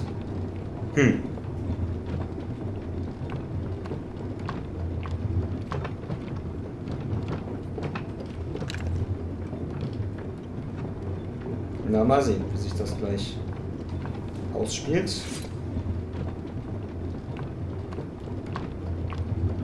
Ach fuck, die wollen das.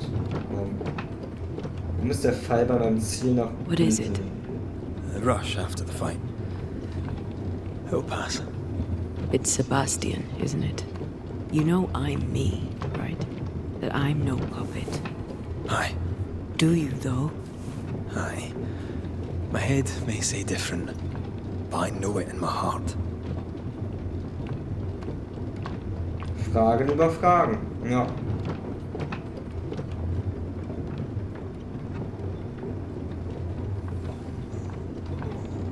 Oh, wie frech wir jetzt einfach komplett nach oben durchfahren.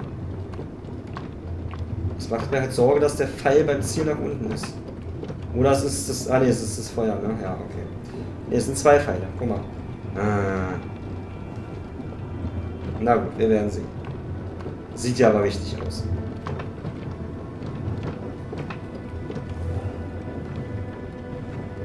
Und beim ersten Mal konnten wir wieder Ketten nicht runter, ne? Fresh air. At last. You did well down there, young man. Thank you, Master.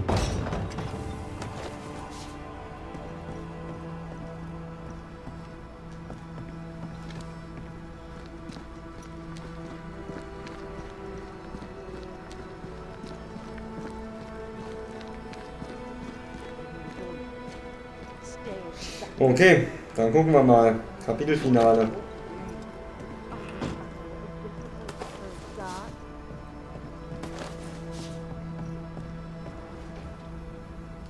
This is mutiny. It is justice. Justice long denied. Wait! Thought you'd been killed in the mines.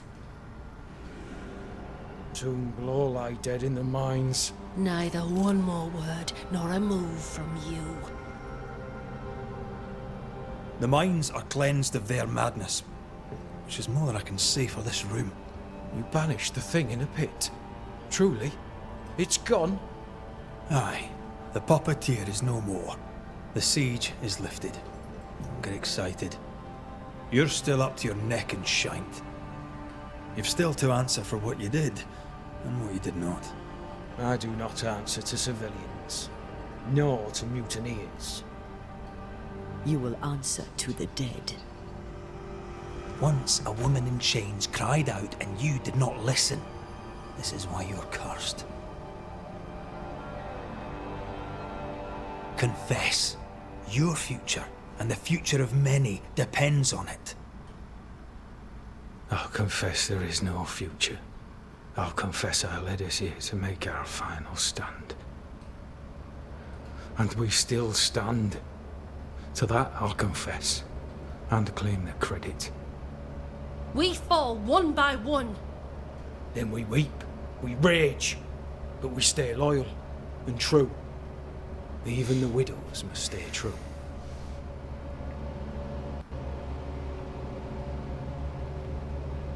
In fear you dither while folk die. Soldiers will not long stay loyal to a coward. I do not fear a future already written. The die is cast. I dither not. I hold, and watch the end unfold. There's more to this. An older guilt, a deeper fear. Captain, why did you send Sebastian Priest down the mine? I knew quarantine would be trying. A competent commander was required to keep order, keep them alive long enough to recover. I chose my lieutenant. I erred. He was not competent. All died. Your husband was no hero, Mrs. Priest. You murdered him and now you take his honour too. Another Ja, nail in das your kommen wir well-earned doch. coffin, Captain. So Helen, thing is... Not now. She's not ready. We return with answers to find you in full mutiny. Why now, Helen? Sebastian returned, disturbed. I thought he'd left you dead in the mines. Your mission had failed. I could no longer wait. Da hat er aber hochgepokert, weil er hat ja bis dahin eigentlich gesehen, dass wir ziemlich gut klarkommen. You may be to blame for the tragedy in the mines, Pennington, or you may not. But the puppeteer wanted you dead. Some years back, you accused a local woman of witchcraft. You locked her up. The puppeteer was quite angry about that. Fairfax Haskell too played a part in the killing of Deborah Comenius. He faced up to his wrongs. Now you will face up to yours. At last the die stopped rolling and my number has come up. I'll tell it now. I'll tell it all.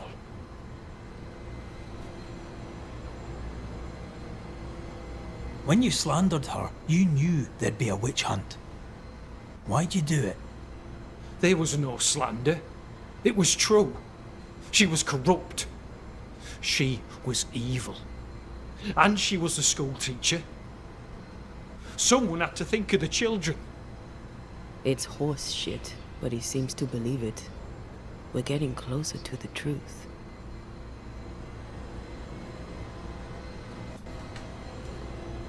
Deborah was no witch. The good and fearful folk of New Eden turned on her to protect themselves, and so did you. You recognized her in the puppeteer, didn't you? I'm sorry. Puppeteer? That's what was in the mines, wasn't it? And you knew, didn't you? How long? For how long have you known? What I know and you do not would fill a library. Helen is misguided. Under Sebastian's malign influence, she will remain so. Yet Pennington is little better. Which way do you lean?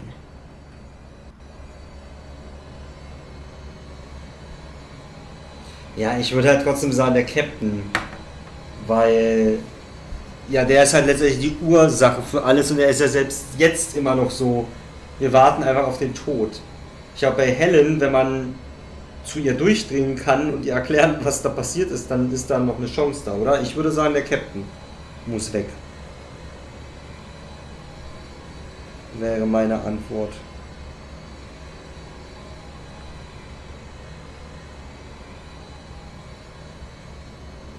Also trotz allem versucht ja Helen immer noch immerhin das Fort zu retten. Weiterhin. Ja.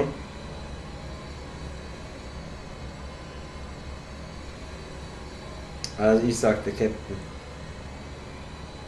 3, 2, 1, Captain. I have faith in Helen Priest. Step down, Captain.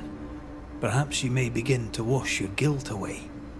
Do what you must, and face the consequences. Cast the die. I will.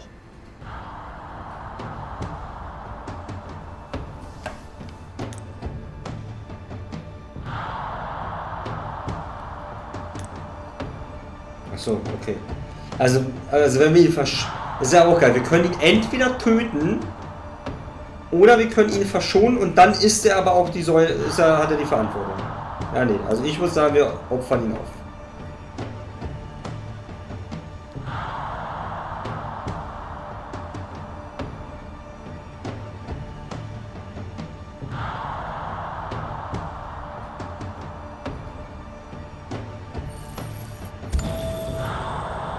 You failed, Captain. As an officer, as a man. You brought a curse upon the people of New Eden. No. The fort needs a leader without blood on her hands. I'll do it. I'll place the blame where it belongs.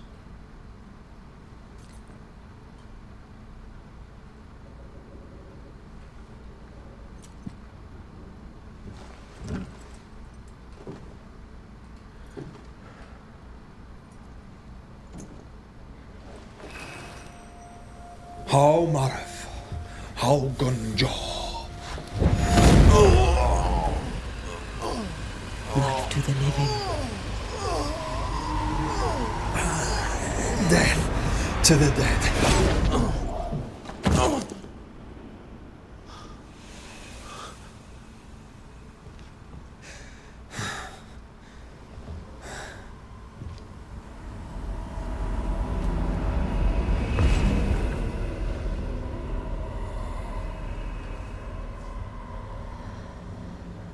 When has a man seen and done too much?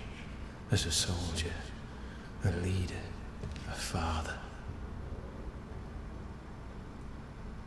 Down with tyranny. Justice prevails.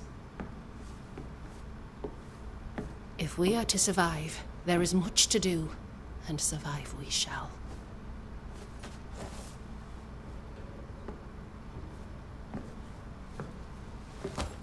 For the record, beyond that door, Captain Pennington was tried and executed for his crimes.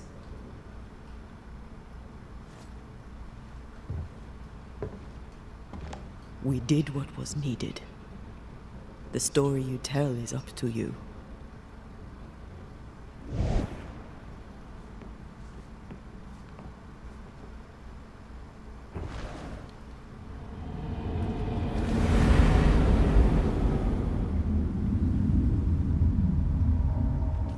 Also die Gesichtszüge sind ja dem Nightmare auch sehr ähnlich bei ihr, ne? Looks like the nightmare's curse is lifted here. Job done.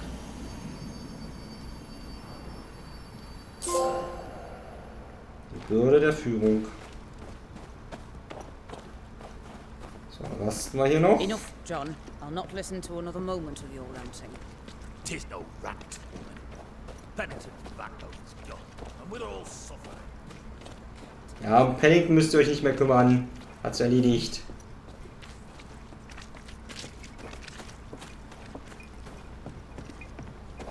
Ja, aber auch wieder sehr, sehr cool erzählt. Also die Main Story gefällt mir durch die Bank weg sehr, sehr gut. So. Das ist Fusionieren? What? Antea kann mit Red verschmelzen und für Kurzzeit erhöhten Schaden zu verursachen. So kann das Paar mächtige Spektralnetze zerreißen. Im Kampf kann Antea ihre ätherische Kräfte mit Reds Kampffähigkeit kombinieren und den Schaden seiner Verbannung erhöhen. Okay. So, wenn ein Gegner mit einem Gewehr getroffen wird, verursacht der nächste Schwierigkeit auf 30% mehr Schaden. Ah! Oh, oder mit jedem aufgeladenen schweren Angriff die Bannanzeige um 15% füllen. Beides gut. Schaden machen wir echt genug. Ich glaube, dann nehmen wir fast das, dann können wir noch mehr banishen.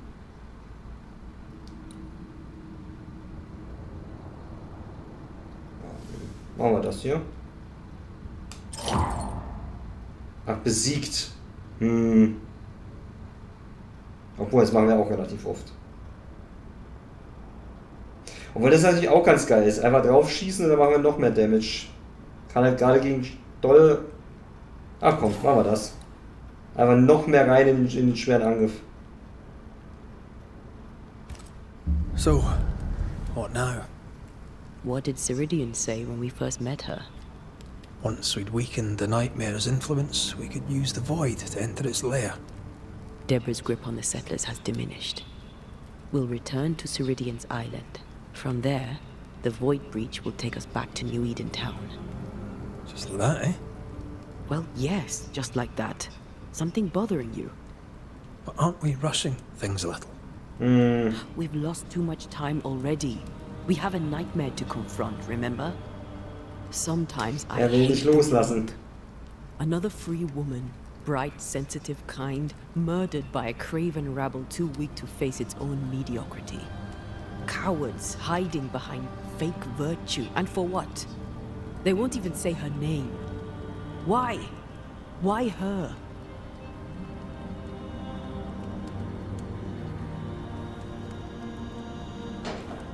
They know no better. They know only fear and hate what they cannot understand. Especially when a woman is involved. It matters not now anyway. A woman died for nothing and it matters not? That's not what I meant. But the lassie is dead. All we can do now is try to give her her rest. Perhaps she does not want to rest. When I left Cuba, anything could have befallen me. I was bright, free, talented. Though I had the wrong tongue, the wrong sex, the wrong skin. I defied life. I expected so much more from the world. I was arrogant. Arrogant to believe I needed no one. To shut out my mother and experience curandera and listen instead to my sister. Your childhood friend. What happened? I had little and wanted more. A dangerous thing when you have our type of talent. Anything could have befallen me, but it didn't. This has been hard for you. For me too.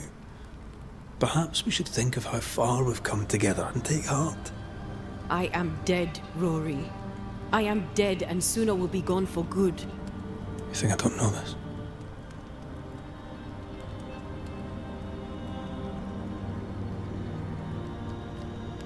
So act like it. I'm not the enemy here.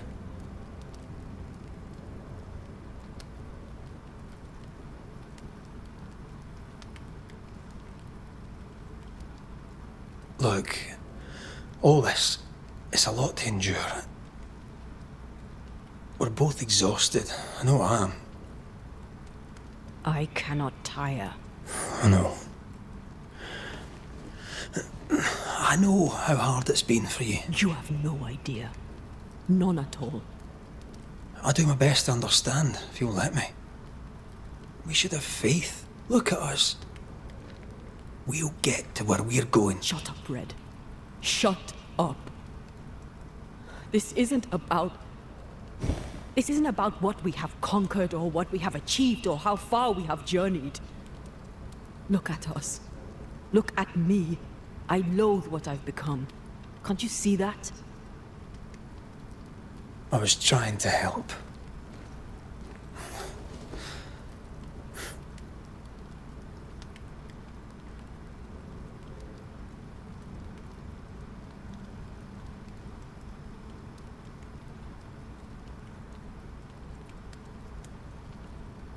I'm sorry. Stop apologizing.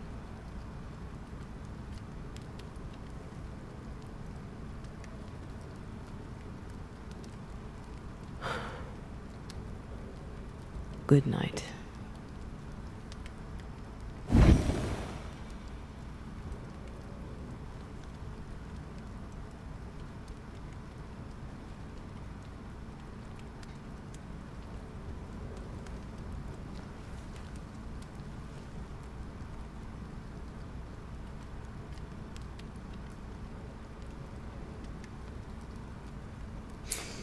Ja, ich glaube, meine Theorie, die ich relativ zu Beginn geäußert habe, dass sie sich am Ende eventuell gegen uns stellen wird und wir sie zwingen müssen zu gehen, Antea,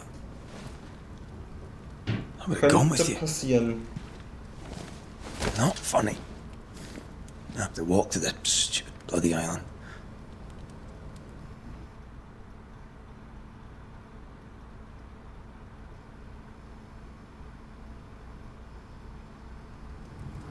Oh, okay.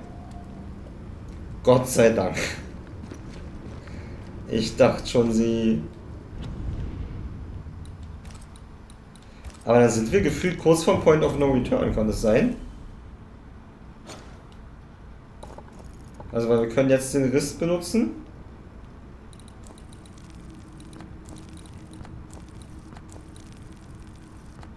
Tja, dann würde ich sagen, machen wir beim nächsten Mal noch... Und es sind... Doch, es sind neue Quests dazugekommen. Ja, nee, die waren schon da. Okay, also sind wirklich, es sind jetzt nicht großartig neue Spukuntersuchungen dazugekommen, ein paar. Aber jetzt nicht unfassbar viele. Ja, guck mal. Dings hat nicht mal, ach, Mount Pleasant. Ja gut, also okay, hier kommen noch 4. Hier kommt noch eine. Und hier kommt auch noch eine. Also im Prinzip, basically... Und hier haben wir 2 noch nicht gemacht. Also 3, 7, 8. Und die jeweiligen Abschlussquests. Tja. Dieses Spiel ist sehr lang. In vielen Punkten auch sehr gut, aber auch sehr, sehr lang. Gut, das soll es für heute gewesen sein. Aber dann haben wir doch immerhin es geschafft, die nächste Main Story rund um Fort Jericho abzuschließen. Tja, keine Ahnung, ob der nächste Stream der letzte sein wird. Stand jetzt würde ich sagen, wenn ich zumindest die Spukermittlung alle machen möchte, wahrscheinlich eher nicht. Aber gucken wir mal. Ja, vielen Dank fürs Dabeisein. Und ja, ich denke mal, wir werden uns irgendwann im Verlauf des heutigen Tages dann nochmal wiedersehen. Ja, und dann machen wir weiter. Bis dahin. Tschüss.